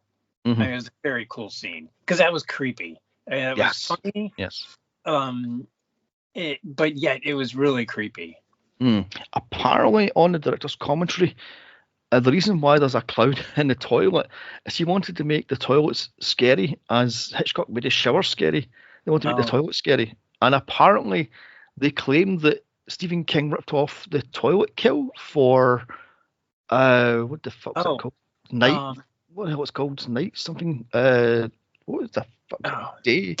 Crap. Yeah, I know what you're talking about. It was really such a good book. What's the shit demon thing? And it's like, no shit demon, shit's what the fucking thing I think it was. That was Dreamcatcher, wasn't it? Yeah, Dreamcatcher. Yeah. So that was that one. Anyway, so she's dealt with the snakes and dealt with by shoving the shower hose in its mouth, and that kills it because. Because I don't know. Although I do love that shower head, looked absolutely ridiculous. Why has it got like a dial inside the shower head? Wouldn't it be above the shower head, not inside the shower head? No, because the dial on the shower head dictates the type of water stream that you want. Is it a pulsating one? Is it? But wouldn't that be on the top of the shower head? That you just turn it, because that's my shower works. You just turn, and it changes the pressure of the water it hits you. So. Oh, you mean on the? Oh, I don't know. Because Edna. I'm not a plumber. Anyway, moving on swiftly. So she's dealt with snakes. Next, she has to deal with a group of clowns who trap her in a yellow balloon. Oh, by the way, there's a cut subplot where when she was a little girl, about 5 or 6, she was dragged to the circus with her parents, and in the big top, she was picked out of the audience by a large, tall clown, and she was made fun of by the rest of the clowns. They all circled around her, sprayed her in the face with the water guns and hit with a pie and stuff. So she's now terrified of clowns, big tops, circuses, the whole. So this is her redemption sort of thing, why she hates clowns. So she's picked up by one of the taller clowns, just screaming, ah! And then she gets trapped in the balloon. So, yay. Yeah, I'm glad they left that out. That would have been too much. Yeah. But I love the fact how she goes to jump at the window, and there's like 6 down at the window with the trampoline going, jump, come on, jump. Come on. And it's great because I don't know how they managed it, but even though the masks are largely static, they look like they're anticipating, like, come on. You can do it, like, jump. Encouraging her to jump. We'll save you. Oh my God, I just love that was great. The expressions on their faces, all of them were just perfect for that scene. Yeah, I just love that one. Jump, come on, jump. Although they learned English fast, because didn't the tall one mimic Mike's voice? And he goes, come on, Debbie, open the door. And he opens the door, and it's the big tall one. She's like, ah! So Dave runs to the station and finds it in complete darkness, and the phone's ringing off the hook. He follows the clown footprints leading to the jail cell, and I love the fact they're on the walls, they're on the ceiling, they're all over the place, and it's like, oh God. Apparently that's from Warner Brothers cartoons, so there we have that one. Okay. And the cell is the long dead punks, as they're being stuck in the cotton candy cocoons, and they're dead. And Dave just goes, and runs out, and then he's got to deal with the Mooney's now a puppet, no marionette puppet, a ventriloquist puppet. And Tolls is saying, come on, Dave, we just want to kill you. Then and the body just falls to the side, and he's dead, and the blood running down the lips with the big red thumbprints from the clown sort of thing. Yeah, that's a nice scene. That's a nice scene. I like that. Yeah. It's foreshadowing. And then Dave starts to shoot Tolls, and the bolts don't work. So Dave goes, oh, to hell, it shoots the obvious red nose, and poof, it spins around and dies in glitter. Yeah. Yeah, it's a clever idea having the nose be the weakness point. I thought that was good. Yeah. Oh, by the way, that spinning around thing was done by $100. What they got like a pillar of cardboard and stuck mirrors to it, shards of mirrors, and just spun it around, and that was it. That was the so. Oh, nice. There have that. So a cheap, easy effect. He then goes on the radio to radio the state police, asking for help, but he says, instead of saying there's a riot in the town or there's people getting killed, he says there's aliens killing people dressed as clowns. I'm like, wouldn't you just say there's a riot? Get me the state police, get me the fucking military police, get me anybody. Yeah. So, so speaking of the clowns, they're now outside, literally hoovering up the townsfolk as they broke into their houses and thrown out the cocoon bodies with the large vacuum thing. I'm like, okay then. Yeah, that was kind of clever because it kind of reminded you of like a circus parade. Yeah. Like they used to do, back in the day where, the circus would come to town, but they would have like a parade downtown to, generate, and that was kind of clever. Yeah. Although I was getting Batman 89 from that, where the Joker throws a party and he's just throwing all the stuff. And so, by the way, the one guy hiding under the car and runs out and he gets shot by the ray gun. He's actually the pyrotechnician for the whole movie. So, oh, really? Never that one. So back to Mike and the Terenzi brothers. Why? They arrive at Debbie's and they find out that Slim has put her in a balloon and she's trying to put the balloon in the car and the car speeds off and it cue a clown chase car and it's like, oh god, and cue a high speed, quote unquote high speed chase as they're going dizzying heights of 10 miles an hour. Yeah. Because that was a residential area and it wouldn't allow them to speed through it, so they had to go at 10 miles an hour. And it's sped up, and it's clearly sped up. Yes, it's so obvious. So bad. So fucking bad. Anyway, so the Terenzi brothers then stop in the middle of the road for reasons. Why did they just stop in the middle of the roads? Oh, because I don't know. Well, it was like, the cops are following us. So we got to stop because, the cops are following. I don't know. I see. That was their explanation. It was really stupid, whatever it was. So anyway, Dave rear ends the truck and boom, bang goes the police car, even though it's a little dent and it's just smoke and a bit of war. And apparently, because one of the Terenzi brothers is eating an ice cream bar, and when they stop, he drops it, and it goes through the windshield because there is no windshield. I never noticed that. Oh my God. He lets it go, and it goes outside the car because there's no windshield in that ice cream truck. I never noticed that. God, I need to rewatch that scene. So Dave then confiscates the van and goes get after that clown thingy. Dave drives the extreme truck and go to the seaside amusement park where the clown's UFO is parked inconspicuously because it's a big top thing. And this is the bit which made me laugh hysterically. It's just ridiculous if I saw this. The clown car pulls up as a small little smart car. The door opens. Slim, Shorty, Bipper, Crinkles, and Biggie all come out of the car. And there's some security guy goes, what's going on here, boys? You can't park it because I'm the security guard. And he immediately gets hit by about 50 pies. And by the way, they were real pies. They weighed 5 pounds each. Oh, so wow. That must have been fun. Yeah, he was knocked off his feet and almost knocked out by 50 pies just getting thrown at him. So wasn't that fun? Yeah, he probably regretted that taking that role for a while. Yeah. I should say the pies were acid pies as he slowly melts into a skeleton, and it's like, I love Shorty gets a big cherry, puts on top, and just Yes, waddles in. that was a great thing.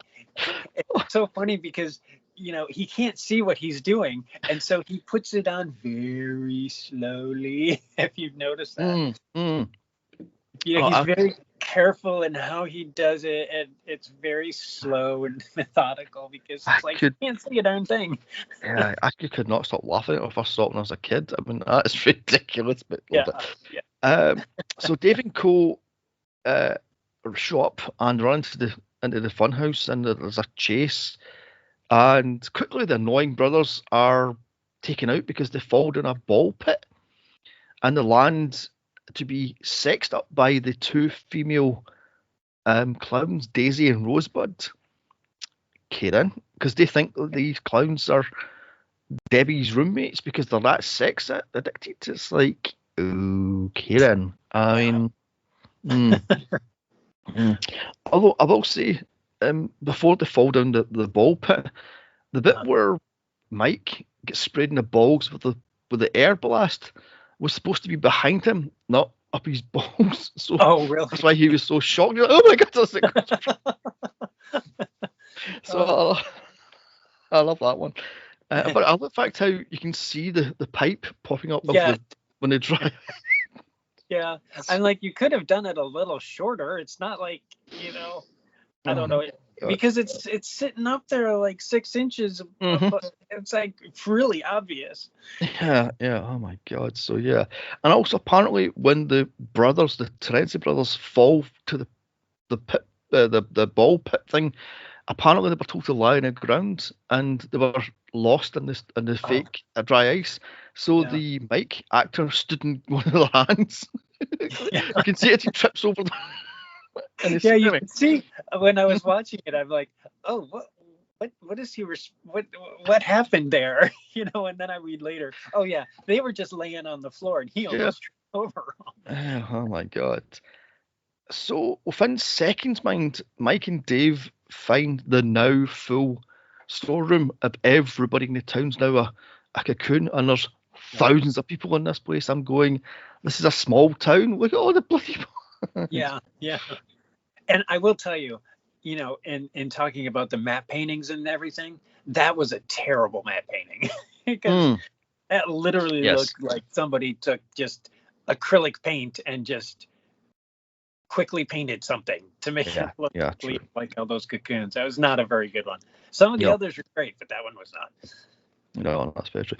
And here comes Hefty, the big fat one with the silly straw. As he sucks up he goes to check the cocoons and goes, that one's ripe. Oh, this one, the right one. Yeah, squeezing it, and as you do for pears or I don't know, apples or what you do, the ones soft and squishy. And he gets the gigantic straw and pucks it in and drinks the protein blood, what the fuck that stuff is, and walks off.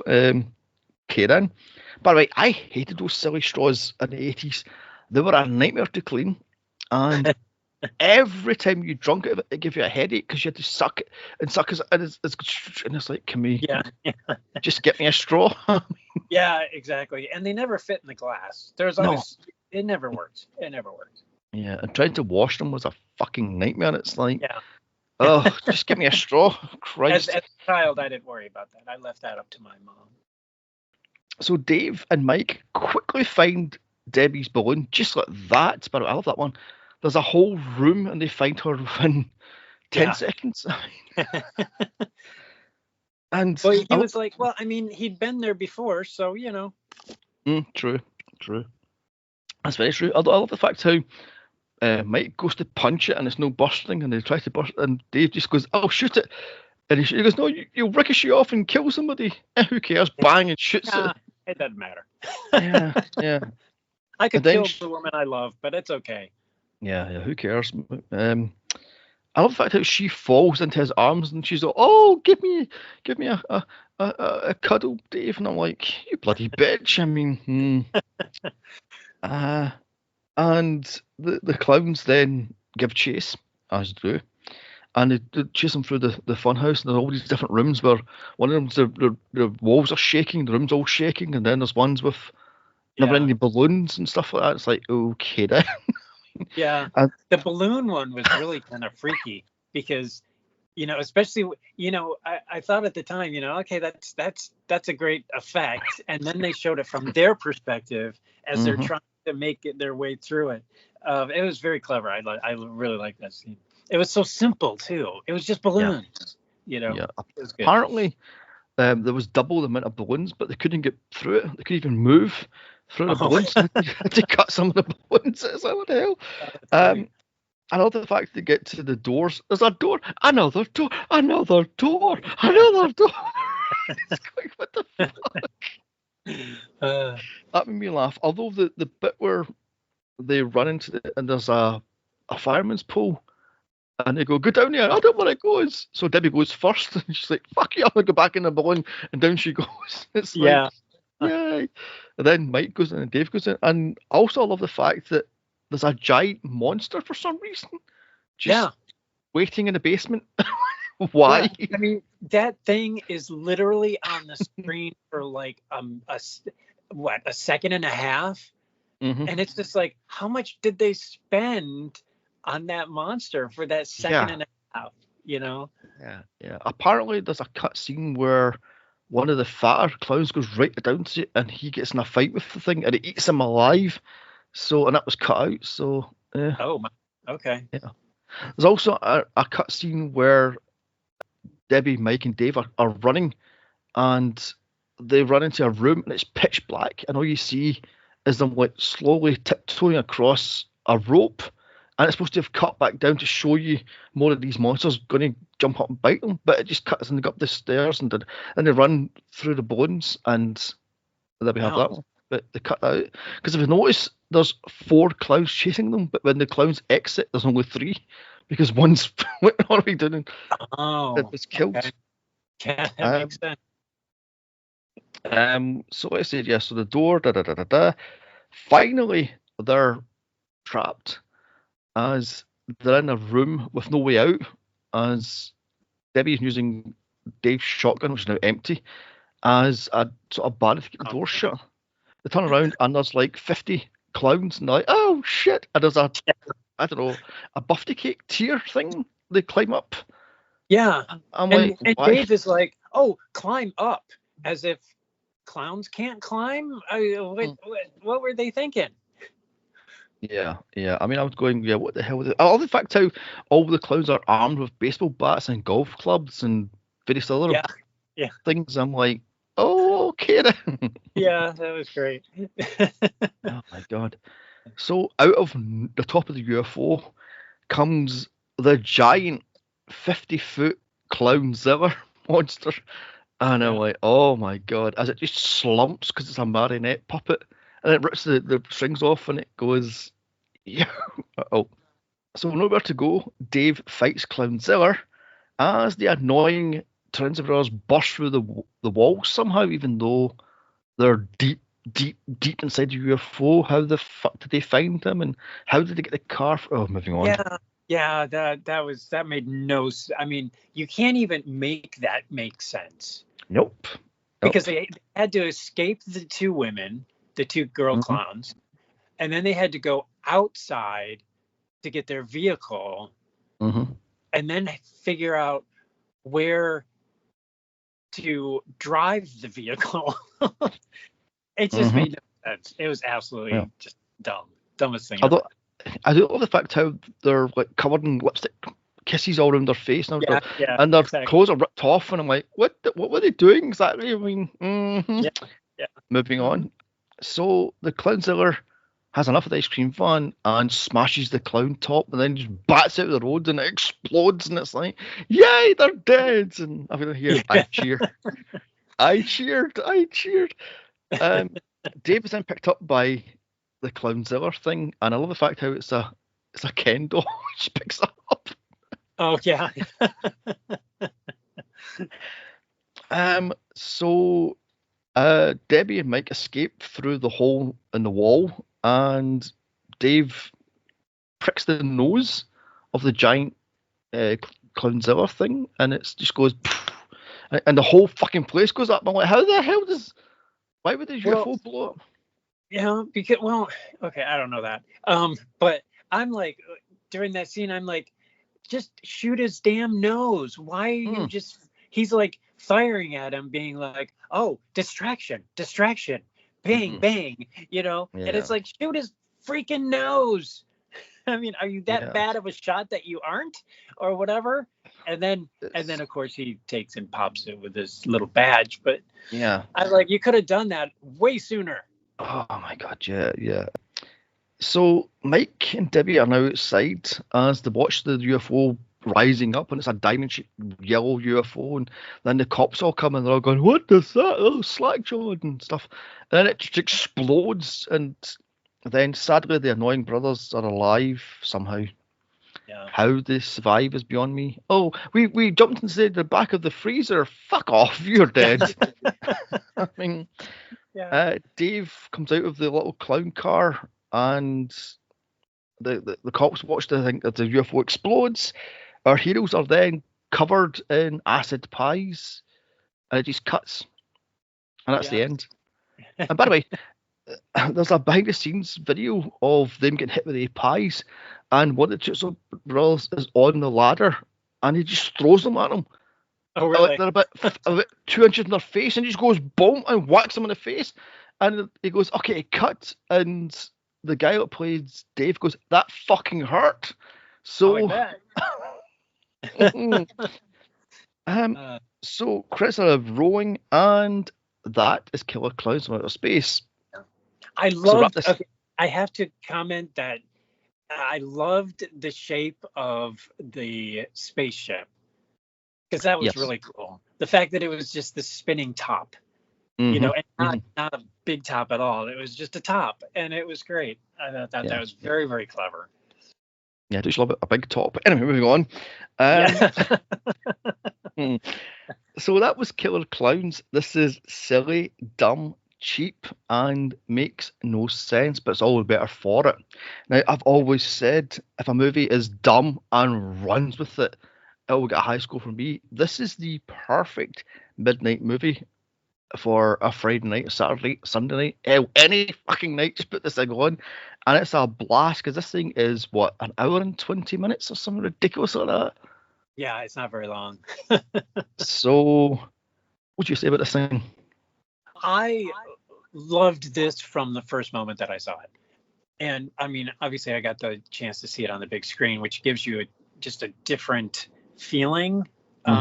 Plus being with a bunch of sci-fi fans, it was just a great experience. And that experience will taint every time I watch this movie, because I just love this movie.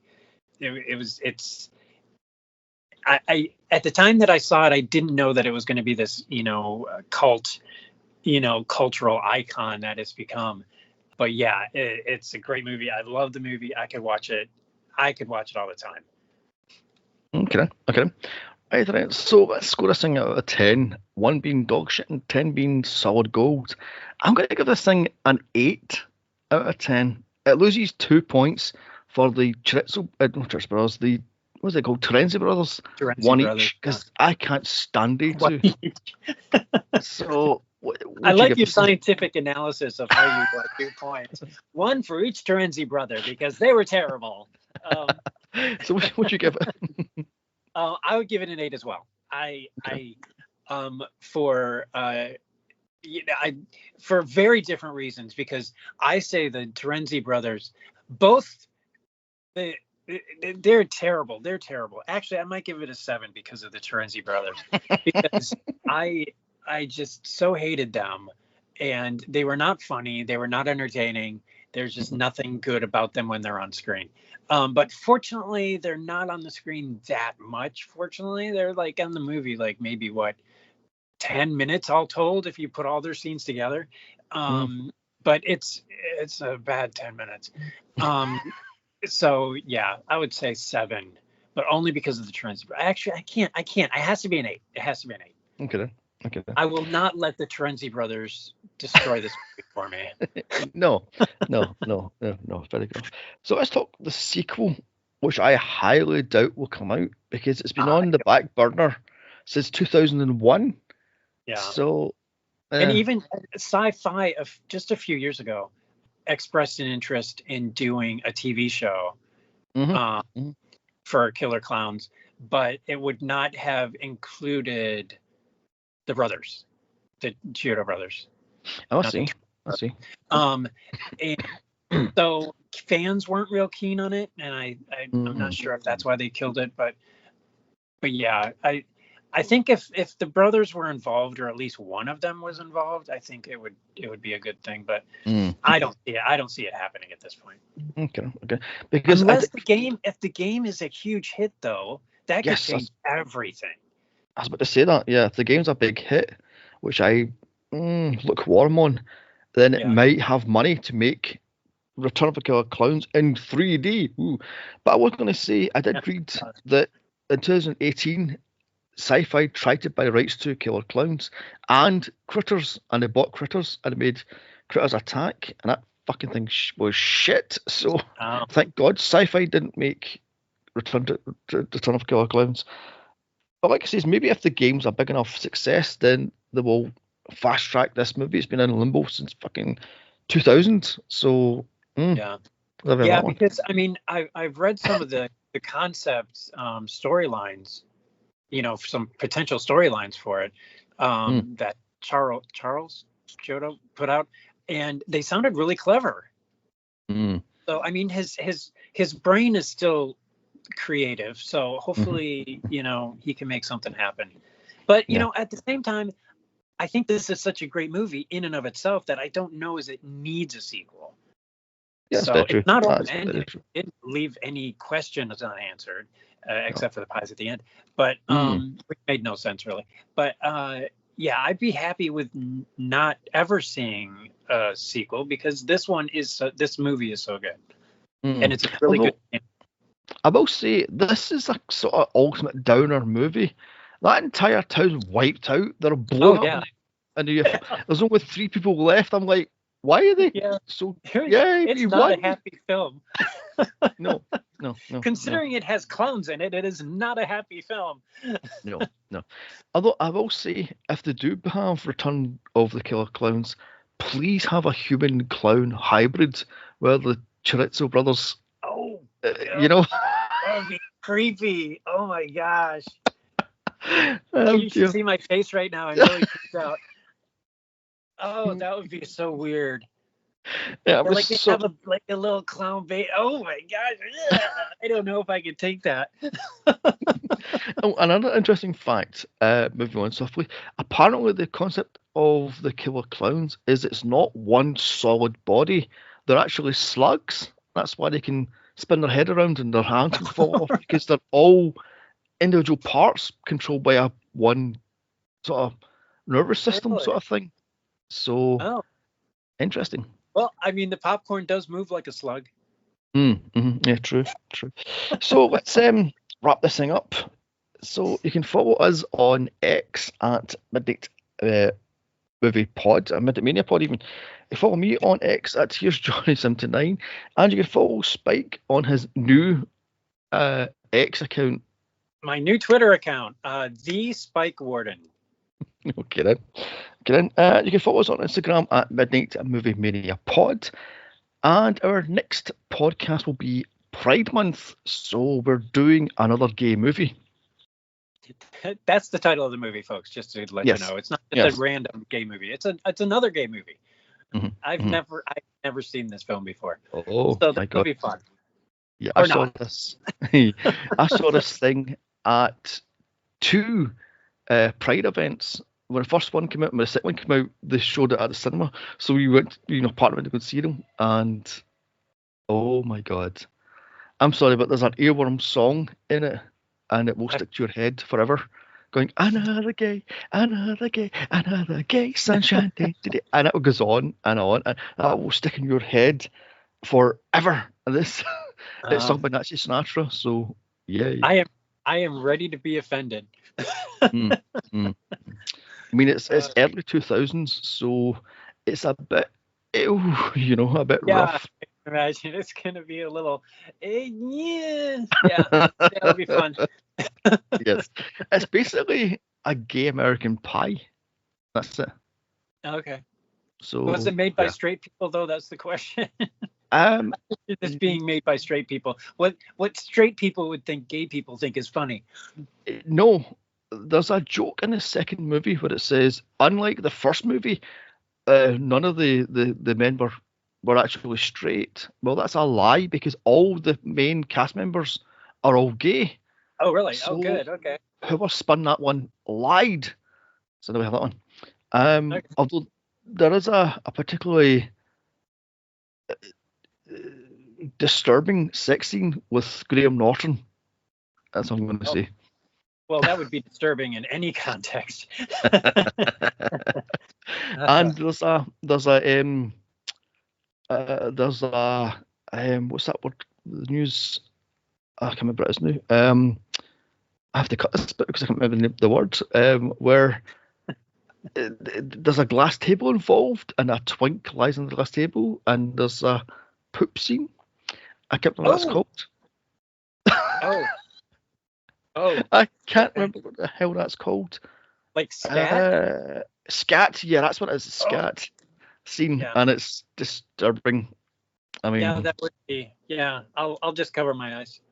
Yeah, but it's so ridiculously funny. I mean, it's just genius. It's just, I mean, Minky Soul, isn't it, as one of the mothers? So who? Yeah, Minky Soul. Apparently, she was John Waters' go-to woman. Okay.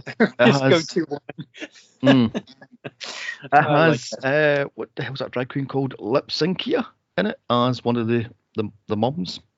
Oh, okay. I don't know who that is, but yeah, apparently he's a big drag icon. So, and it has about 12 movie references. So, no wire hackers ever. I mean, I'm not mad at you. I'm mad at the dust. Yeah. So yeah, but yeah. And as for July, well, I don't know. I mean, I sent Spike a whole list of movies you can pick for July. Yes. So yes, and I have a couple that I want to add to that, and then we'll figure it out. We'll figure out July because I had some thoughts too. So okay. But I'm not going to share them right now because it's a secret. It's called anticipation. Yeah, anticipation. Yes. We almost synced that. Yeah, come up to the lab and see what's on the slab. And moving on. Anyway, right then, so I can see then is a bite. Bye.